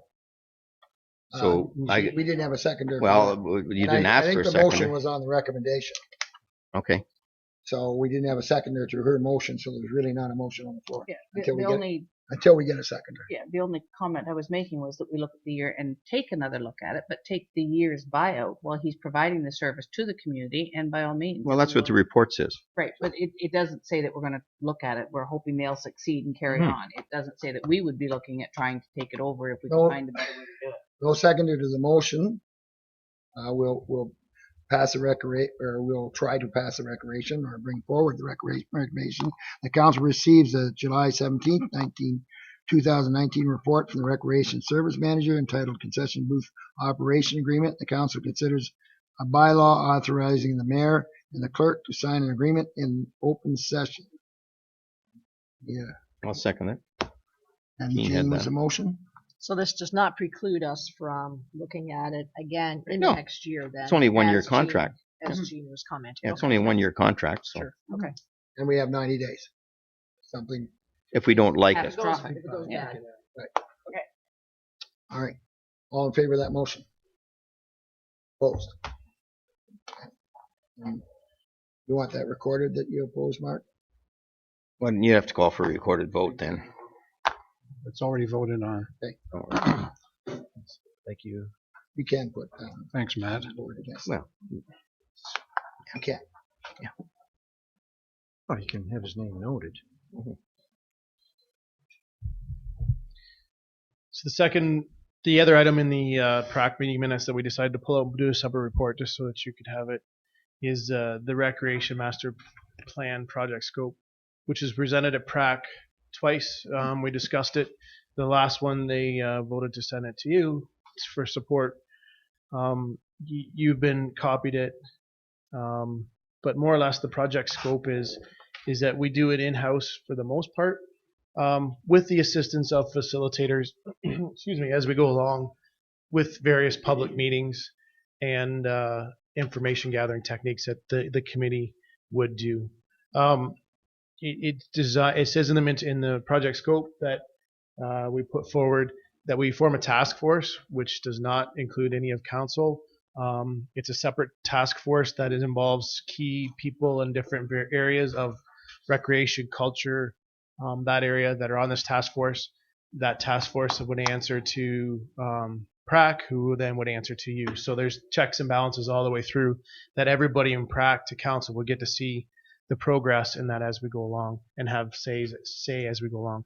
But the task force main job would be to gather information, which essentially is why we're recommending doing it in-house, because we're the content experts in the community, right? And we want to gather the information from the community in all the different areas. We say it a lot, but kind of what makes Minto unique is we have such a vast array of recreation and cultural services that this plan would take a ton of information to look at. So we just want the ability to form this task force to start going out. And what the committee suggested and came from PRAC was we maybe take 1 or 2 areas a month or 6 weeks, depending on the size of the area, and start utilizing that to gather the information for that area that we would use. And it's not going out and getting a whole bunch of people together at the same time. It's breaking it down into little areas that we gather from that, get the information in, and then move on to the next area. And then that would help form together the actual recreation plan. So PRAC had a good discussion on it. They're in favor of it. We as staff are in favor of it. It will add, to just caution you, it will add a lot of work to staff time. But if we break it down into very small increments, we're confident that we'll be able to get through it and get the information gathered that we need to put together to show everybody as we go along. So that's the proposal in a very big nutshell. But that's what we'd like to progress with. And that's why we brought this out as a separate report, so that we could present it to you and have your final say before we start going forward with this. Still chairing this, Mr. Mayor? You got her. You're on it. Any questions? Yes, Steve. Thank you, Chair Rana. I think that we do have a lot of in-house expertise with lots of people in the community that can add their expertise. We've done plans before in-house. Name a couple: the strat plan and fire plan. So there's no reason why we can't continue on this, and I certainly endorse it. Thank you, Deputy Mayor. Any other questions, or just a comment about the public task force? I think it's great. We failed a few times on trying to do this before because it always comes out as a council idea. And this way it'll be a community looking that is part of the community. The community is telling us what they want to see for their service and what they want to see for their recreation plans in the future. So I think it's a great idea. And just to comment on that, Councillor Elliott, I think it scopes out the whole broader issue than recreation. Recreation is one thing. In the past, it was this. Now it's become, as we all know from economic development, it's become a whole mirror of things. Cultural, it's trails, it's all the other things that are involved. So I think by having as many people as possible to be contributing into the process will just add value to what comes out of it. So, well, I think we're not talking about a large group. We're talking about a very old group of people. Opportunity Yeah, for absolutely. large people to There'll be a large group as we break it down. You're correct. The subcommittees will create that. Yep. So Absolutely. I think it's a wonderful. You did a great job on that, Chris, and I thank you for bringing that forward. There was a lot of good ideas come out of that. So. Well, staff's been contributing, and we got a good group going forward with it. So the recommendation that the Council of the Town of Minto receives a July 3rd, 2019 report for. Wrong one. No, I'm ahead of this. I haven't got my. There you are. You want some glasses? No, I haven't got my. This is a different format. Oh. So I can't follow it. The Town Council endorse the Master Recreation Plan project scope and allow staff to begin the process of creating a Master Recreation Plan. I'll make the motion. Councillor Turton, Councillor Gunson, or Deputy Mayor Turton, sorry, and Councillor Gunson. All in favor? Carry. Back All to right. you. Thank you. And I see my next person's already up there anticipating Ready to the go. moving forward. Ready to move you along quickly here with Thank you these very next much, Belinda. 5 or 6 Oh, reports. jumpers. Pick up the pace a I'm bit. just a little disappointed we don't have any ice cream. Yeah, The sorry. first one's an ice cream thing. So today I have quite a few facade signage, public art, and storefront accessory grants. Normally these would flow through, these smaller grants would flow through economic development, but they don't meet in the summer. That's why they're coming direct to you. So these are pretty small grants. The first one here is the Magic Ice Cream Shop for their new awning. It's a $950 grant. So that is, it qualifies. It's approved via email by the downtown committee. And so our recommendation is that they receive that $950. Do you want me to go through them all, or do you want to go How do you want them to do them all together? And if there's any problems, we'll just, okay, that's the way it should. Okay. Oh, yeah, that's true. That's true. I'll move it. Okay. I'll second Second the it. first one. Okay. There's Jean and Deputy Mayor Turton, all in favor? We're good. Okay. Keep going. You're going. I'm trying. Okay, the next one is a new grant program that's in our CIP, which is for public art. And as you can see, there's been a significant mural that was put up on the side of the Crown Theatre. This is Race has spent over $1,600 on this, and so she qualifies for $822.75 through our public art fund. So our recommendation is that this be approved. Yeah, do you want me to read the recommendation? Boy.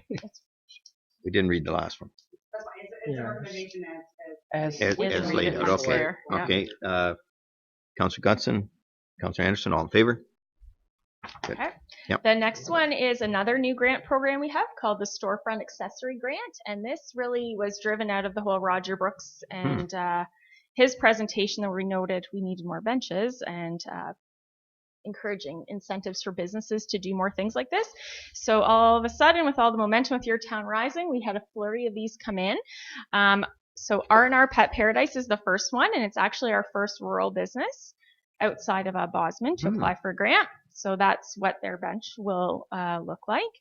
Remax applied for a bench, and these are all matching up to $500, and the benches are $750, so they get half of that. Leslie Motors and McLaughlin Financial. So all of these qualify. They're all being produced by Weathered Minto, and I believe they're all planned to be out for this weekend's street party. Oh. So yeah, nice. my recommendation is to approve all of those grants for $375 each.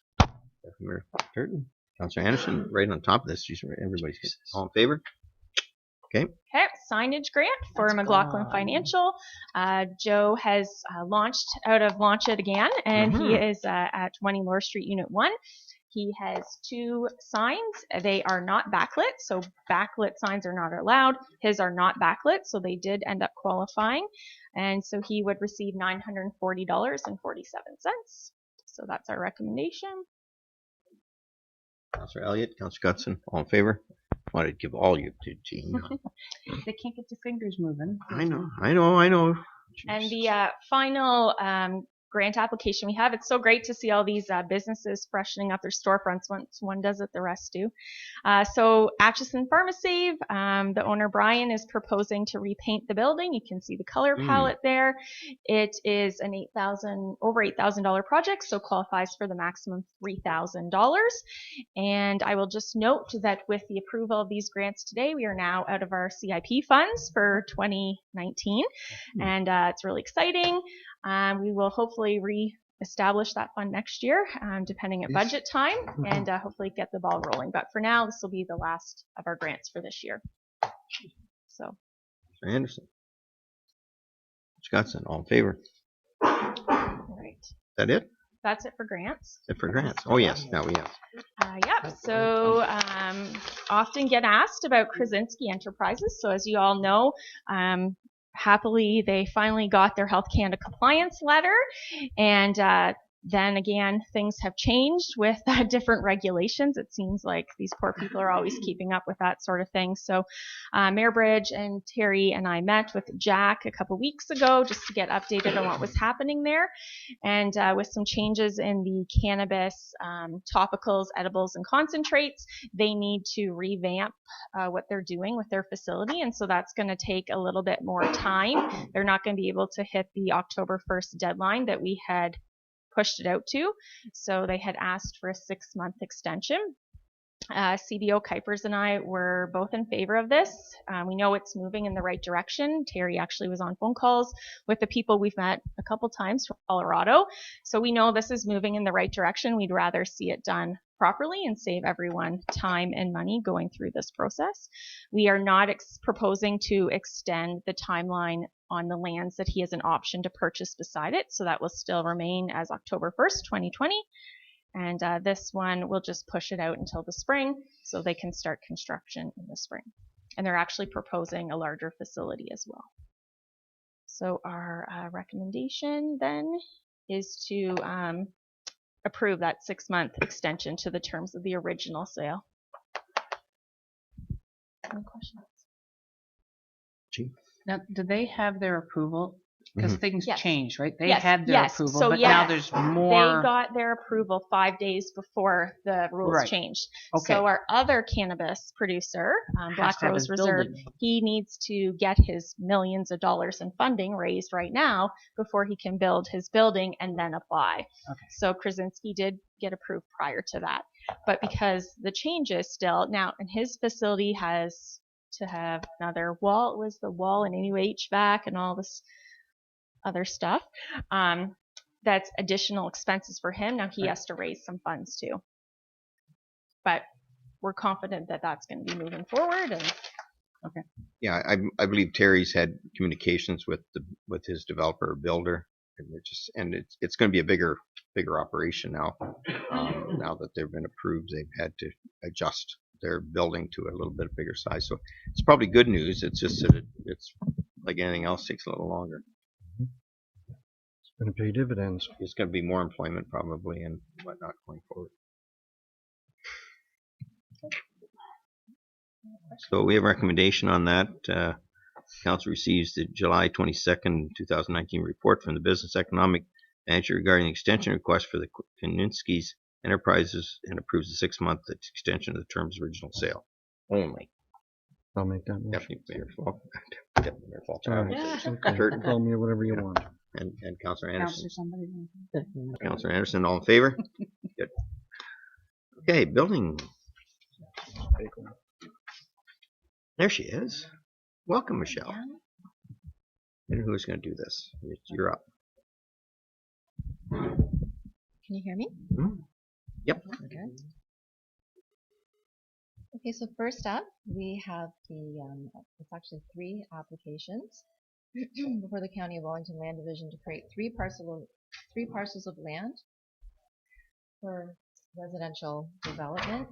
The intention of the first 2 applications is to create a total of 7 street townhouses, while the second application, which is B3319, is intended to create 2 semi-detached units. There's a conceptual plan on page 2 of your report. All parcels of land are zoned medium density residential, which permits both the proposed developments and maintains the general intent and purpose of the provincial policy, the official plan, and our town of Minto zoning bylaws. Currently, all services and Henry Street do not extend far enough to accommodate the proposed development, and the proposed project will be tendered, and council will hear details of this under a separate report. Town of Minto staff as well as the county planning staff are in support of all 3 applications, providing that the applicant can meet the road and servicing requirements as set out by the town. A servicing agreement will be required as a condition of the severance prior to issuance of any building permits, standard fees, development charges, and all other regular conditions will apply. Questions? Councillor Elliott. Wasn't Henry Street closed at one time? It was an open road and then it was closed. There's been, yeah. Chris, do you want to give it a background on that? Yeah, so we're working with the developer on extending that and coming up with the proper agreements and all that stuff. So to the status, whether it's open or closed or what it's done, I'm not sure, but we have to go through that whole process. So that's one of the conditions of the severance is we have to come to an agreement with him and go through all that to extend it to the end. So I know it was an open road and then it was closed. So if you're going to extend it, are you thinking of extending it right through to so Henry Street will join? No. You're going to stop where it'll be a cul-de-sac at the end of it, right before the railway bed. Okay. So that's part of the agreement that we have to reach with the developer yet. That'd be quite expensive to go over that railroad bed and stuff. Got her. Yep. Well, there's a separate report that's coming up later in the agenda that addresses exactly what you're talking about. So we can address that then. Yep. Okay. But if you Thank do you. look on page 2, you will see the proposed design. Pay attention. No, that's me, not you. Yeah, and just on that, all this is pending that we come up with an agreement to do the road. Yes. And so, that this is sort of a option of what they want to do there, but we still have to come up with that road agreement. Great thing. And if they're not able to, then obviously that is a condition of severance. Yep. We certainly need those developments. Okay. So do we have a recommendation on that? We don't. We just. Yep. No, the recommendation It's all there. Oh yeah, there's okay. Somebody give us. You'd like me to read them all out to you? No. There's quite a few. And I have a mover and a second on that. Judy. Deputy Mayor Turton. All in favor? Okay. Next up. So our second, they're all severance proposals, is to sever approximately 3.7 acres of land to create 80.3 acres of retained vacant farmland, and the intention of the proposed severance is to maintain the existing rural residential and agricultural uses. The retained and severed parcels are designated secondary agricultural and core greenlands. The property has many zones on it, mostly being agricultural and natural environment, but it does come with a site-specific A42, which allows for a multiple of different zoning features, which can be addressed later when we need to look at the zoning requirements for the existing barn and the lot area coverage for the accessory structure. So we can either deal with how you would like to deal with the site-specific zoning to either have it removed, or we will deal with it later on as a housekeeping type item. Otherwise, both the county and town staff net are in favor of the proposed severances, with being able to meet the standard conditions as they are in front of you.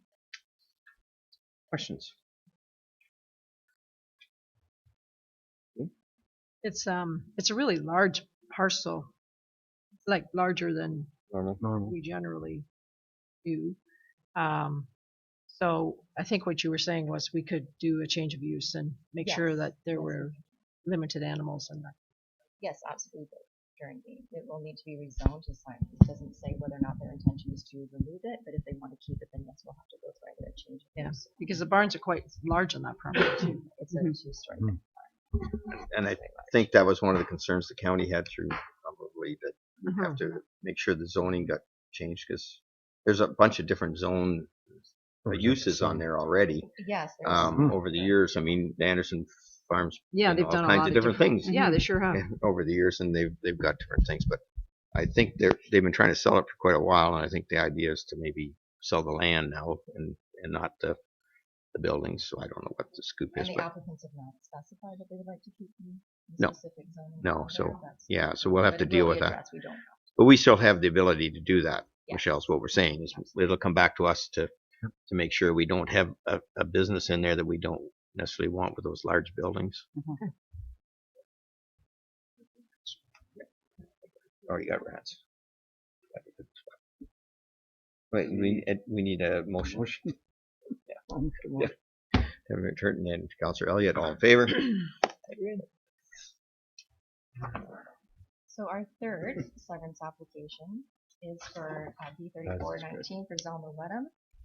This particular application, in and of itself, has the ability to be severed, but the county does have some concerns around the intended purpose and the viability of taking the parcels and making sort of two medium agricultural parcels. And the intention provided was to build a barn and raise meat goats, but no size of the barn and the number of goats. So town is Minto staff met and are in favor of supporting the county in the request to defer the application to come back with some more information. And having said that, we are not the body that deems whether or not the land can be severed. So should land division choose to sever the property, we've also included some of our general recommendations. So the enforcement, making sure access and financial obligations are met should they choose to go forward. So we'd like our recommendations to be considered. Otherwise, we would like to have it deferred. Questions? Mover? Councilor McKenzie? Councilor Elliott? This is the motion to defer it. defer. Defer, just defer. But Yep. consider our Yeah, well, Yes. yeah. I'm pretty positive it's going to get deferred at county. I can tell you that Oh, right yeah, now. for sure. All in favor? Yep. Thank you. Having sat at land division. Mr. Mayor, sorry. one thing that, like sometimes it's kind of hard to know where these places are. Now I know exactly where this place is. Mark knows exactly where this place is. Probably the rest of you aren't really sure. You're right. Like, is it possible to say the civic address on these so that, you know, if somebody wanted to go and look at Drive-by? it and do a Emergency drive-by, number? they could actually do that? Because, like I said, like Mark and I know where this is, but I'm pretty sure the rest of you haven't got a clue. So I it's do. kind of nice to, but I do too. it's nice to, I know. it is nice to sometimes like go and have a look, right? Yeah. Oh, for sure. And It's good to go. yeah, I don't know. I just wondered if that's possible. We can do to have that. The civic number Yep. and the road Yep. name. Just to confirm with that last one, because we couldn't hear, that was a motion to defer. Yes. Okay, Yep. that's fine. The recommendation was to not, but you guys made the motion to defer that Yep. one to that. Okay. We said that if they, for some reason, we did the other things like the financial and stuff. You said the recommendation was not to defer? No, the recommendation was to defer. Was to defer. Right, that's what your recommendation was, Yes. to defer. Yeah. Yep, Yeah. we're just clarifying that. Thank Oh, you. okay. No problem. But as far and who's puts those together, Terry? You? They're like I have no So- problem like putting the municipal address on there so people can find it. The notification itself that's mailed out to the neighbors is done by the county. I know. As part of that, they do indicate what the civic address is. So they including do. that in the report isn't like Isn't a hard. violation of any privacy or anything like that. It's That give linked you enough to the time, Judy, application. because we get this out in like Friday usually. Oh, I know. Weekend touring the roads. Oh, Yeah. I know. But if we had that, if it was in, Well, and you don't need to go look at them all because some no, of them no, you know, most of but them you know, but some of them seem. there's some that there's been a few that I haven't had a clue. I rely on County Councilor Anderson to I think drive me I think the by. one that the biggest one that I sort of knew where it was, but I never went up and looked at it was the one we had. Remember where they're doing the solar farm on that, but I never drove by it up Given Road, and when Miss McDonald come in, June McDonald come in and said, well, it's being farmed by CM Seeds, and they had it as level 4 or 5 farmland or whatever. It was like it should have been all rocks and no. And hadn't drived up. I haven't put 2 and 2 together. That's where it was because it was off 16th line as well. So that's in. We did once we looked at it and saw it. Like, well, that's not good farmland. That's obviously great farmland. So they were kind of snowing us on that one, but those are a few like that I've missed. Yep, we can indicate it. It's not it's not a problem. Certain cases they don't have civics, like the Henry Street severances. Oh, I know, but I could look at a map and I could go find it. Yeah. Yeah. I had enough information with the map that was there, but this is No, we can definitely provide a little bit more. Not a big deal at all. super. Thank you. All right. So before I get to my monthly stats, if council hasn't heard, the building department's actually full staffed. We have hired Amanda Noel, who is a Minto resident. So today is unfortunately her first day, so it's been like insanely busy, and then I drag her to council. We had to drag her to council. She didn't have to come to the whole thing. She didn't, but I wanted her to hear some of the reports and that. So I'd just like to introduce her to you guys. Welcome. Man. Welcome. Did you want to do a little speech or anything? No. Is anybody? All right, so we'll get to my report. So this is a combined June and July report. Both months compared to last year were a touch on the slower side. Net result, we're still higher than last year, but in June we issued 23 permits versus 3.1 million. which is slightly lower than 28 versus 5.2 of last year. July trended to be about the same. So we issued 20 permits versus or worth 2.4 million versus 37 of last year. One of the things I do want to contribute to both June and July is kind of our wet spring start. On two sides, one, contractors were delayed at keeping on their projects, so they're not going to apply for permits being backlogged. The second is once we hit some beautiful weather, any of the farming contractors were out in the field opposed to swinging hammers. So I'm not floored or surprised by it by any means. So our year-to-date activity, we're sitting at 137 permits, which is basically on par with 139 from last year. We're sitting about 2.5 higher million in construction value versus last year. A couple of the highlights from June and July, we issued permits for 10 new residential units. So that was 5 in Hairston, 1 in Clifford, and 1 in Palmerston. 6 new agricultural structures, including a couple of substantial barn additions. So the pictures I got there is a new 5-unit apartment building in Hairston. That would be Wayne Dittner's. And then the picture on the left is an installation inspection from a new house that's going up in the rural area. So to date, again, 137 permits. Our 10-year average is 122, so we're doing well there. Didn't top out quite highest, being that last year was 2 permits heavier, but we're still right up there.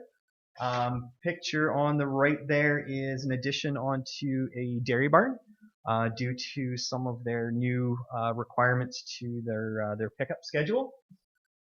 And then finally, our 10-year construction average is a touch under 14 million, so we're doing good, sitting at a touch under 25 million. So that's keeping us both occupied and employed. That picture there is kind of a unique situation. It's a rather large 160-foot diameter liquid manure tank. And they hit some poor sandy soils just along the one perimeter. So they just had to install a liner in that spot, whereas a couple of years ago, the engineers would have made them put a liner in the whole thing. So that's a nice $80,000 or $90,000 savings that that farmer was able to achieve. So that is all I had for that report. Any questions? Nope. Good stuff. Excellent. So that was just to be received for your information.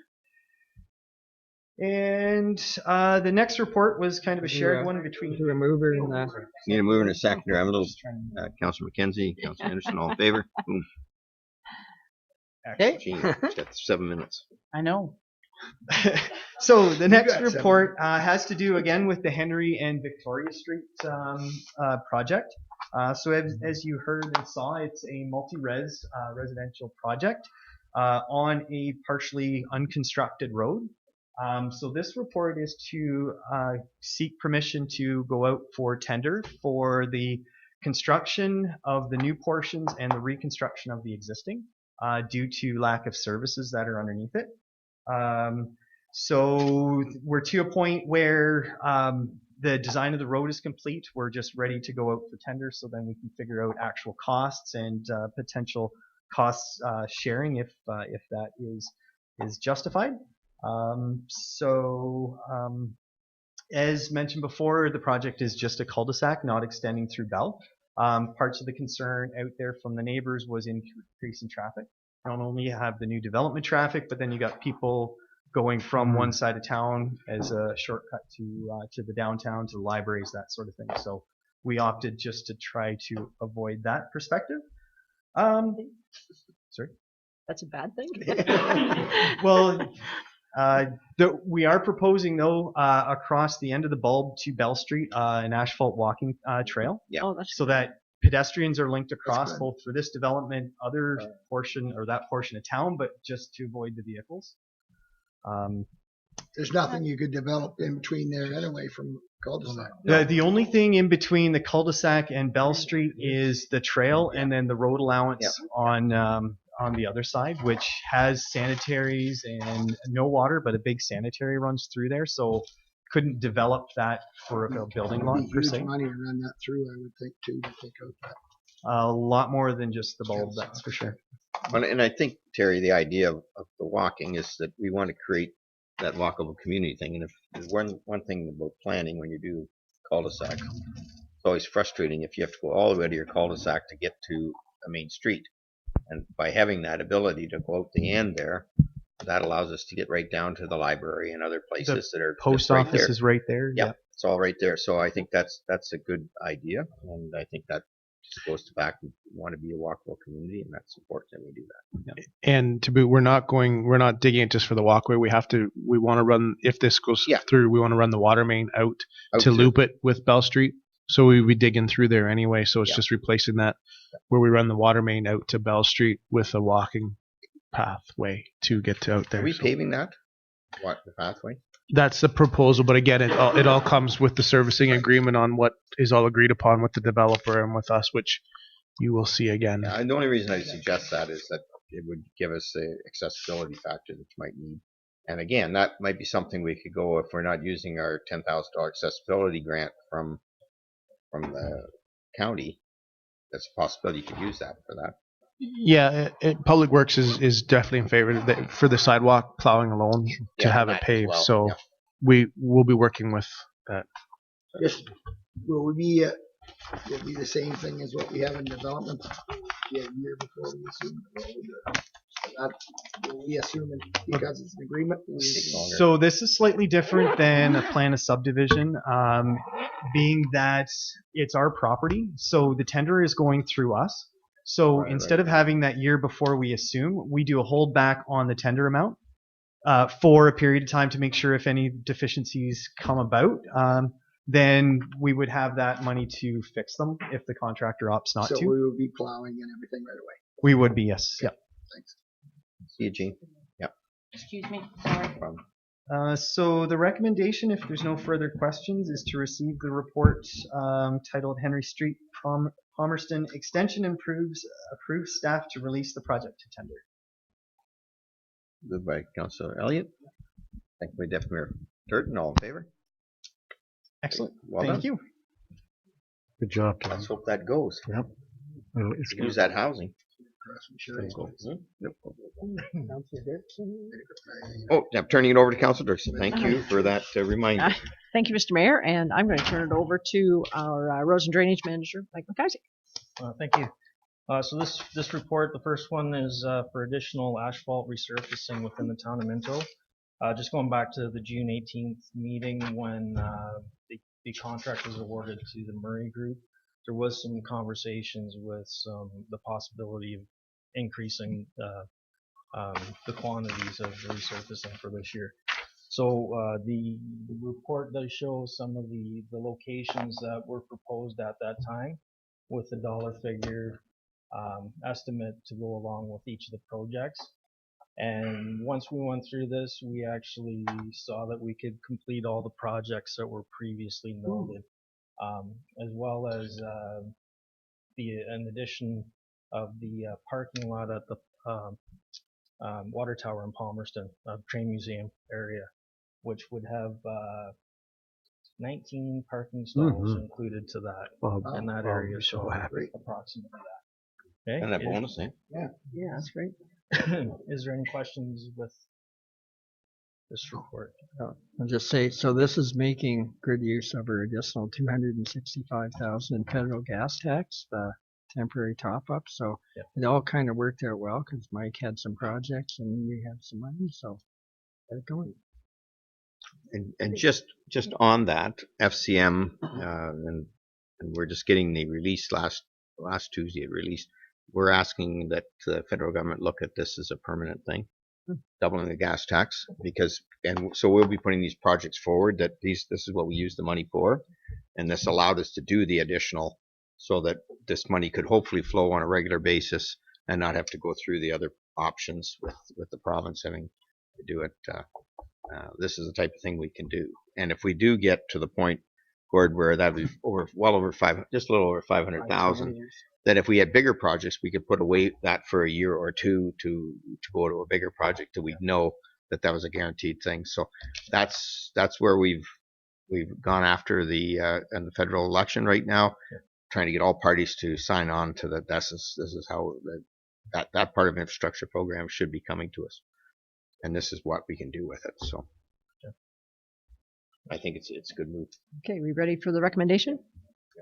Okay, the recommendation is that council receives the July 19th, 2019 report from the Roads and Drainage Manager regarding proposed additional asphalt resurfacing 2019 and approves the hiring of the Murray Group Limited for the total estimated combined price of $355,236.50, excluding HST, to complete the projects as outlined in this report. Is there a mover?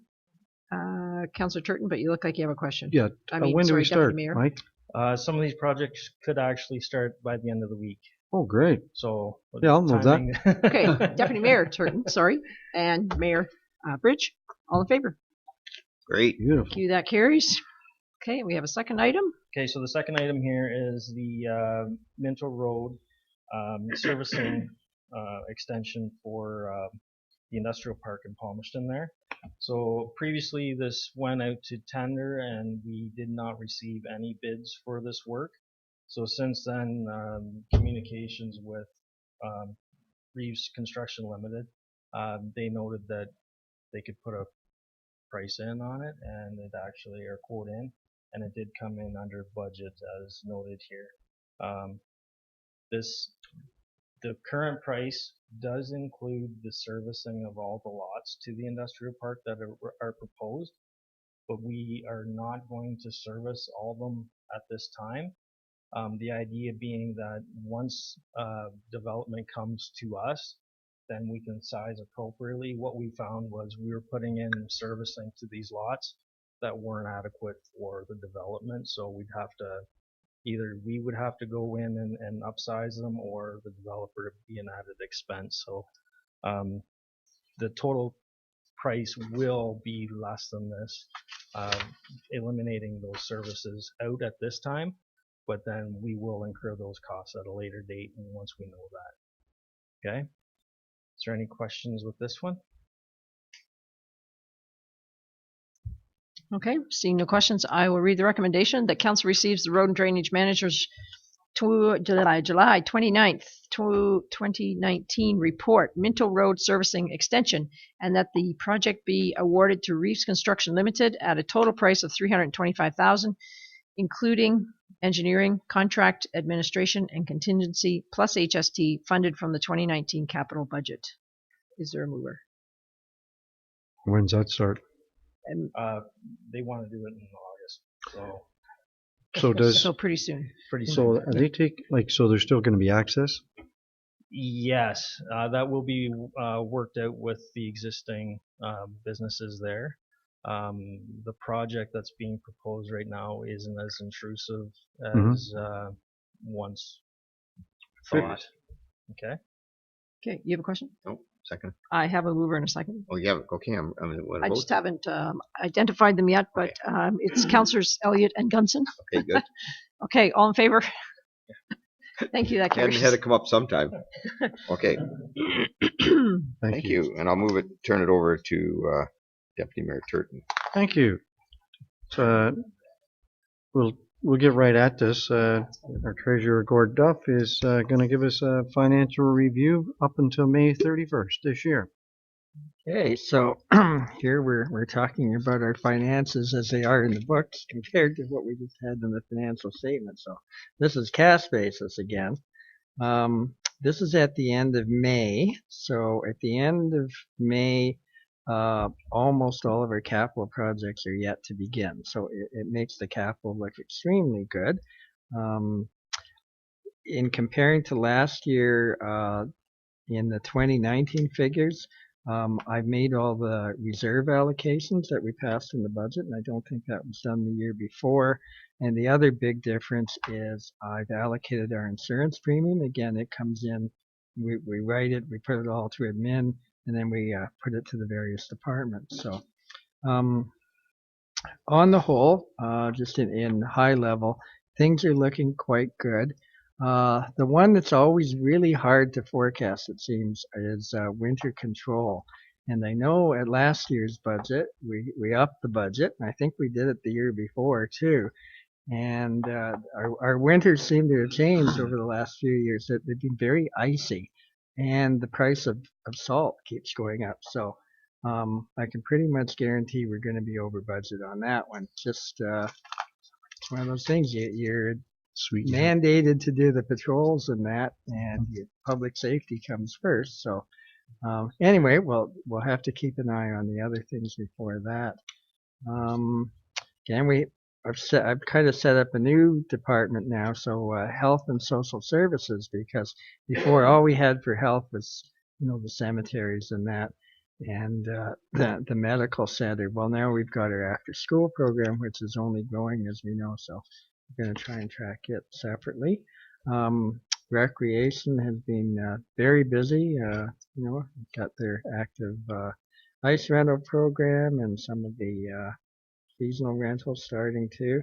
As our CBO just reported, the activity in the building department is still on its third record-breaking year, and that shows up in the results too. And economic development too. We have a lot of things in the planning stages, especially in the first 5 months there. And not too much in capital, other than we received some grant funding, but by the end of May there hadn't been too much actually spent there. So that's kind of like a high level again. At the end of May, things tend to look really well, and one of our department heads said, "Well, that's it. We'll just sit down and we've had a good year." But we can't do that. We have to go on further. So anyway, take any questions. Yes, go ahead, Councillor Elliott. Just a quick question. I noticed North Perth is a big thing about developmental fees in the paper. When do we review our development? So development charges, right now, we have a study begun. I think you probably remember from last budget. Our bylaw expires March 1st, 2020. We've already begun that study. The thing that's unique this year is the whole Bill 108 has changed the rules on that. So you're going to have some changes to the actual development charges and also this new community benefit program. So I've been working along with the department heads quite a bit with Watson and Associates to gather information. The problem is the legislation has been passed, but the regulations have not. So we're just kind of motoring on. We have to gather the information. We have to do the financial forecasts and that. And we deliberately started early. We didn't know all these changes were going to come, but we will have a buffer. So hopefully we'll be able to, pass the bylaw in sufficient time. Again, if the regulations do not come in by the time we have to pass the bylaw, we'll pass it as the legislation exists, and we can always revisit it.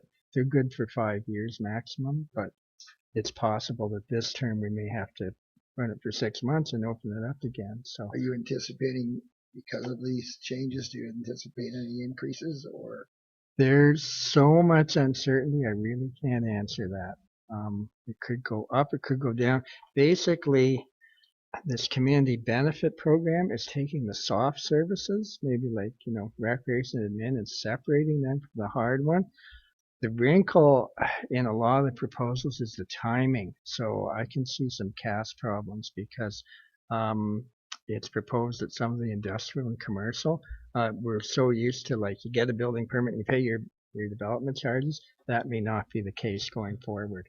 So there's a lot of uncertainty, but hopefully difficult to budget. Yeah, and we generally don't budget for development charges anyway because we put them in reserve funds and that too. But I'm hoping we'll have something for council. I'm going to say more realistically mid to late fall. And anyway, that's where that's at. Mayor Bridge. Just on that, in Bill 108,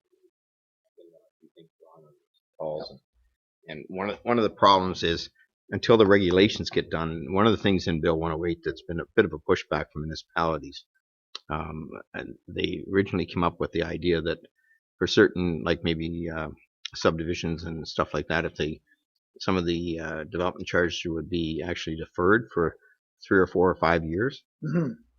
that isn't well thought out in the sense that we know what our situation is. So when Gord is politely saying like he has no idea, is that they sort of said to us, don't get too worked up. We're going to, through the regulations, even though they've really pushed hard to get this thing passed in June, they haven't got the details. And so they keep telling us, no, we won't be hurting you. Sort of. That's what they're saying. We'll fix this in the regulations. I have to wait and see because I'm a little worried.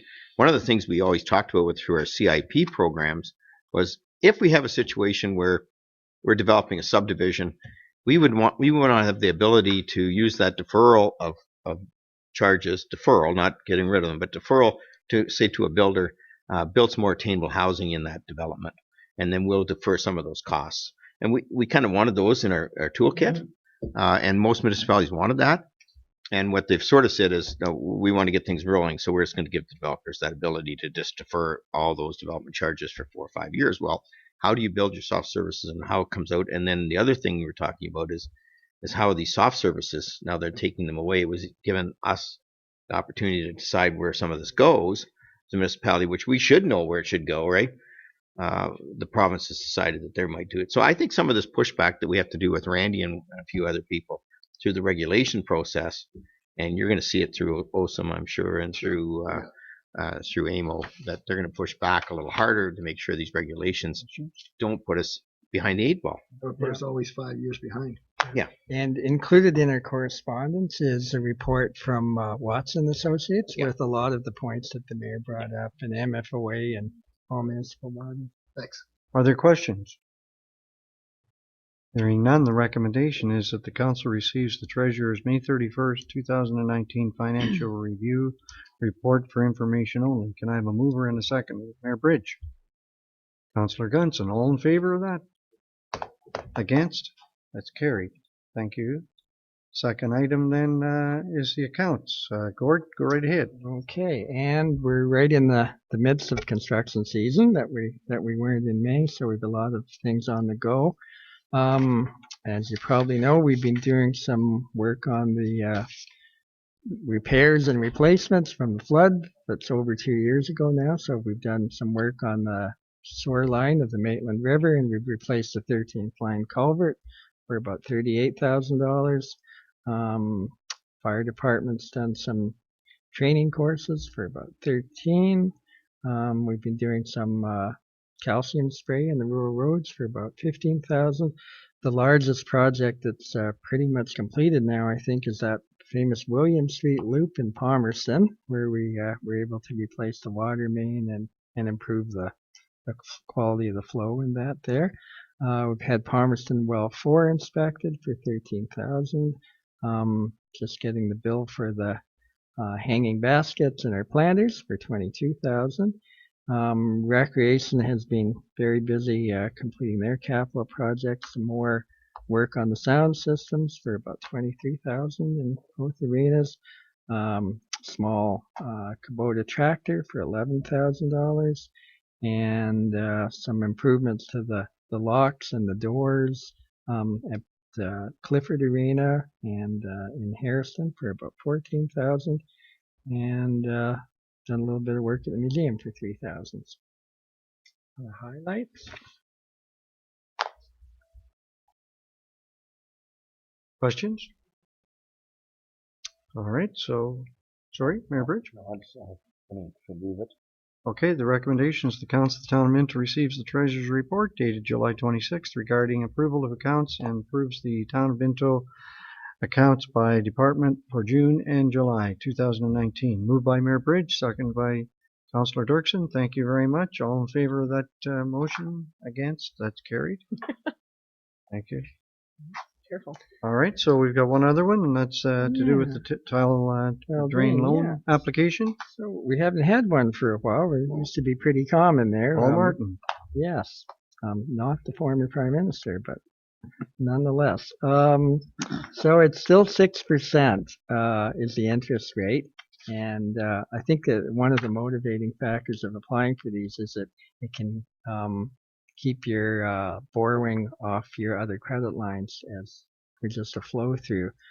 So this is just a an initial application, and they need the support of council to move forward, and then it'll come back again once it's finalized if they decide to proceed. So it's on the, All right. the line there. Questions? The recommendation that the Council of the Town of Minto receives a report from the tax collector regarding an application for tile drain loan by Paul Kay and Edna Martin, and approves the application for a loan under the Tile Drainage Act. We have a mover, Councillor Dirksen, Councillor Benson. All in favor of that? Against? That's carried. Thank you very much. And I'll pass the chair back to our mayor. Okay. For some exciting news. Exciting news. We sort of heard it out of the Randy's mouth, but we've heard it a couple times. But bring it on. So Gordon and I thought we had to bring a report to you to actually report back to you that were successful in the Connecting Link funding analysis, but it's been the world's worst kept secret because it's already been out of the bag for so long.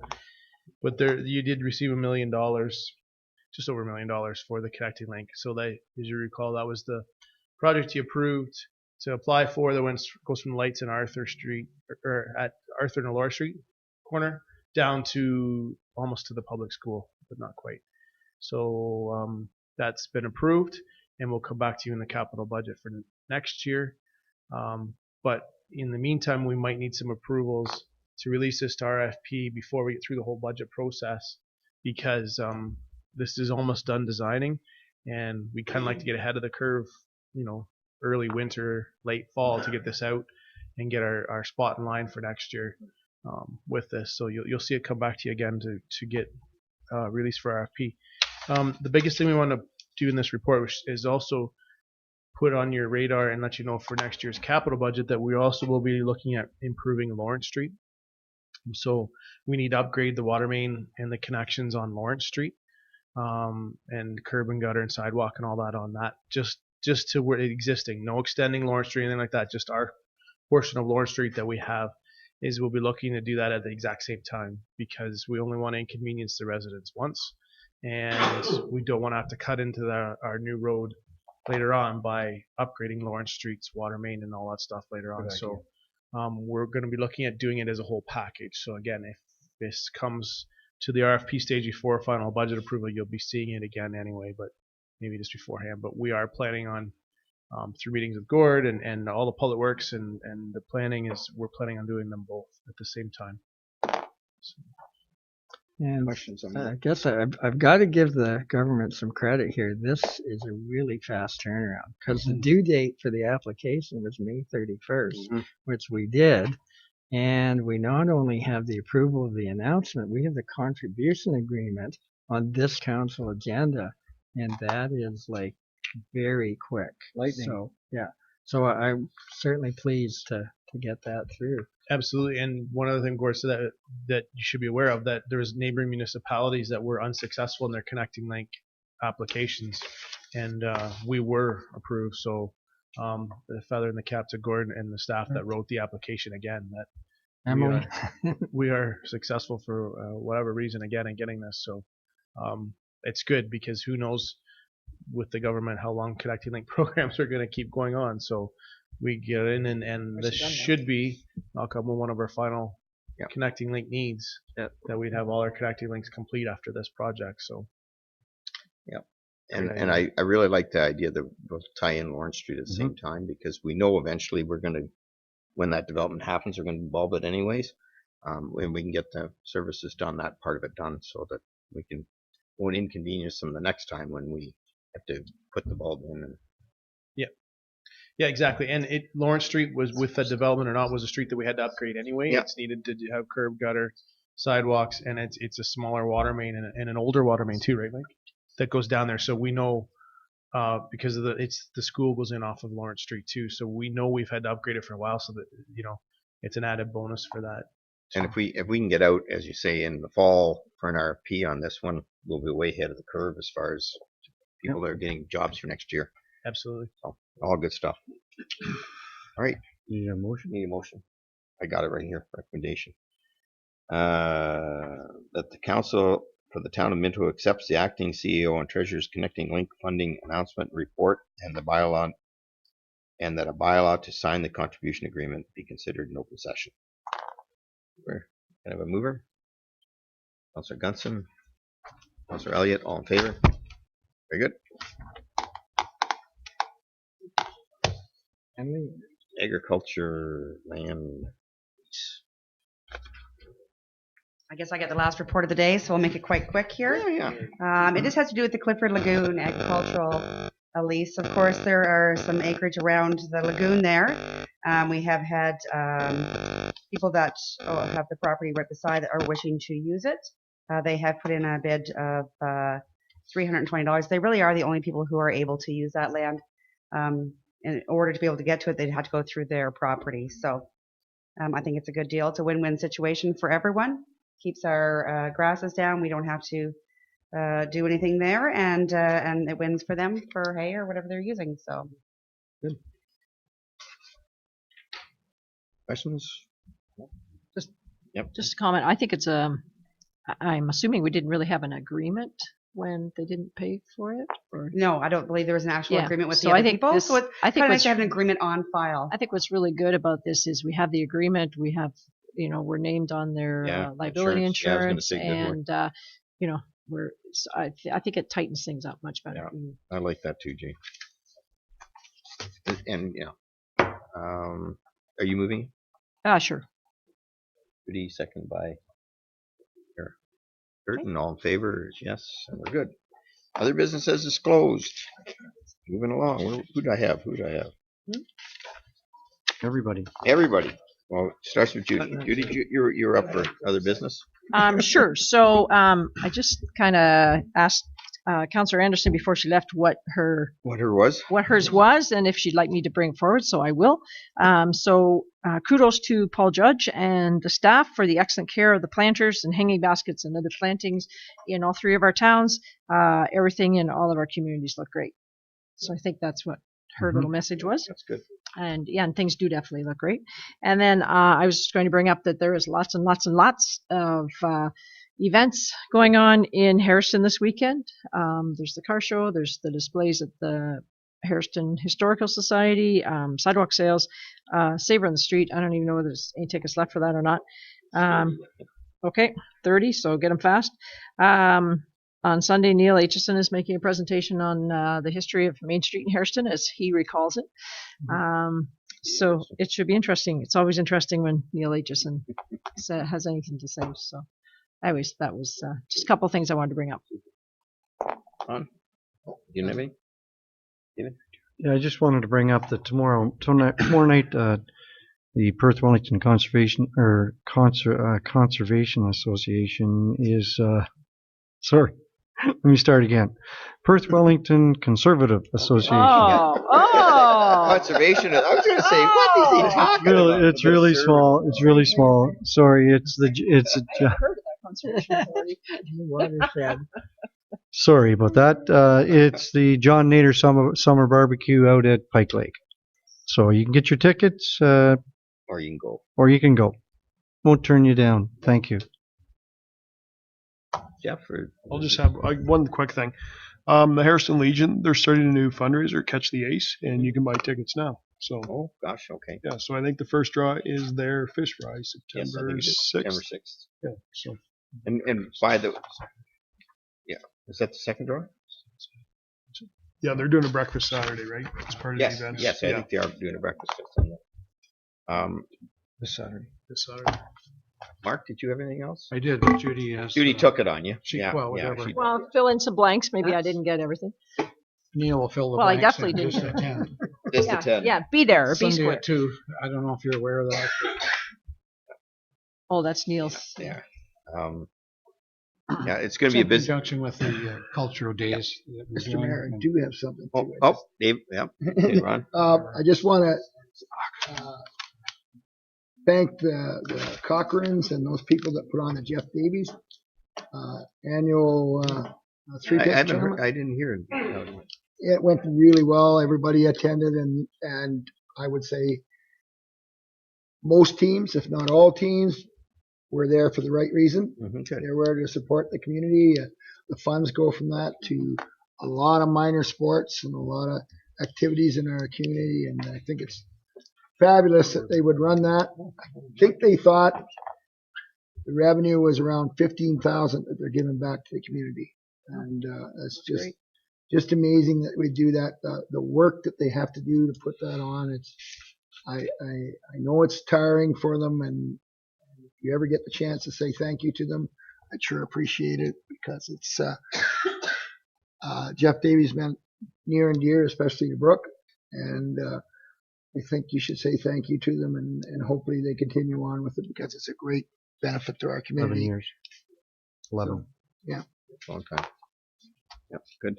Yeah, just there's a lot of activities going on the weekend. Try to get there. There's 3 grand openings in Palmerston Thursday morning, starting at I think 9 o'clock, 9:30, and they're all there, right around the corner. So try to get out to that. I was at the new restaurant in Harrison twice now. I was there for lunch, and they have special Filipino bread. You got to try. It's really good. And had Benny's on Portobello one day. So they seemed to be busy. As I was there, I was leaving. They had a family of 6 come in from Mississauga. Friends of theirs drove up from Mississauga to come for lunch. So it was kind of neat to see that. And they're living in Palmerston, and they're a nice young couple, and support them if you can.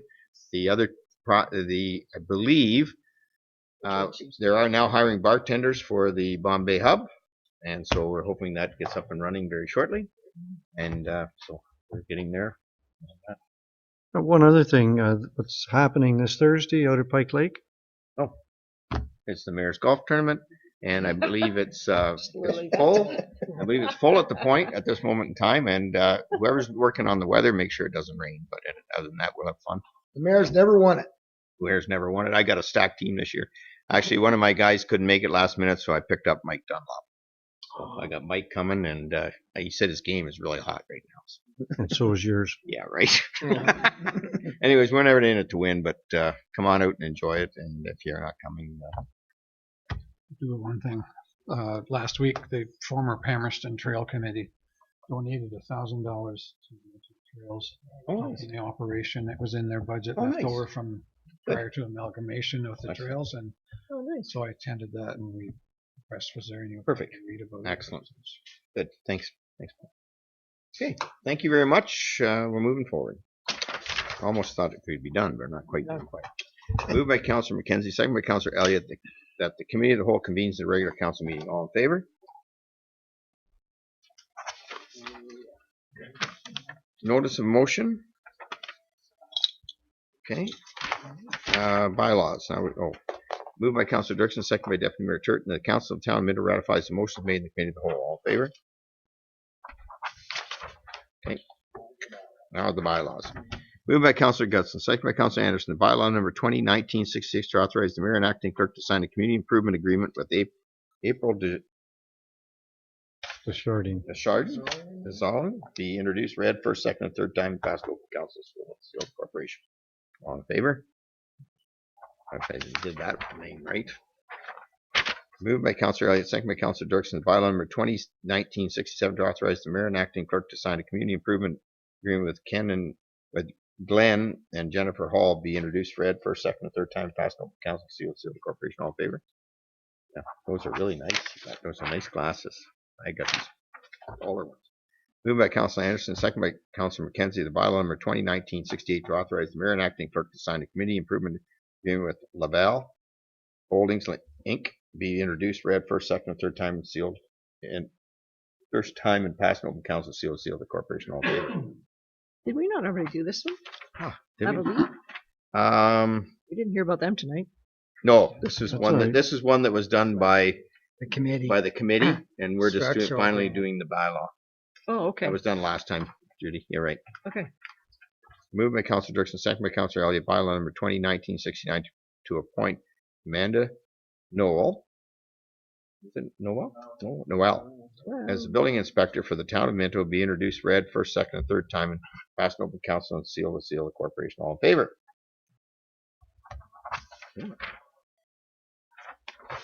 Moved by Councillor McKenzie, second by Councillor Gutson, the bylaw number 2019 to authorize the mayor and acting clerk to sign an agreement to purchase and sale with James Hunter for 80 Webb Street, Harris, to be introduced, read first, second, and third time, and passed in open council, seal of the corporation. All in favor? Moved by Deputy Mayor Turton, second by Councillor Anderson, the bylaw number 2019-71 to authorize the mayor and acting clerk to sign a concession booth operating agreement with Sean Wepler be introduced, read first, second, third time, passed on council, seal of the corporation. All in favor? Ask for a recorded vote. Yeah, you want to record vote on that? You got it, Barney? Judy? You're almost out of here, Yes. George. Yes. Yeah, we're gonna get a. I'm yes. I'm a yes. Yeah. Yes. Sorry. Yes. Mark? Nay. Nay. Okay. And yeah. So we don't have to worry about Gene because passed.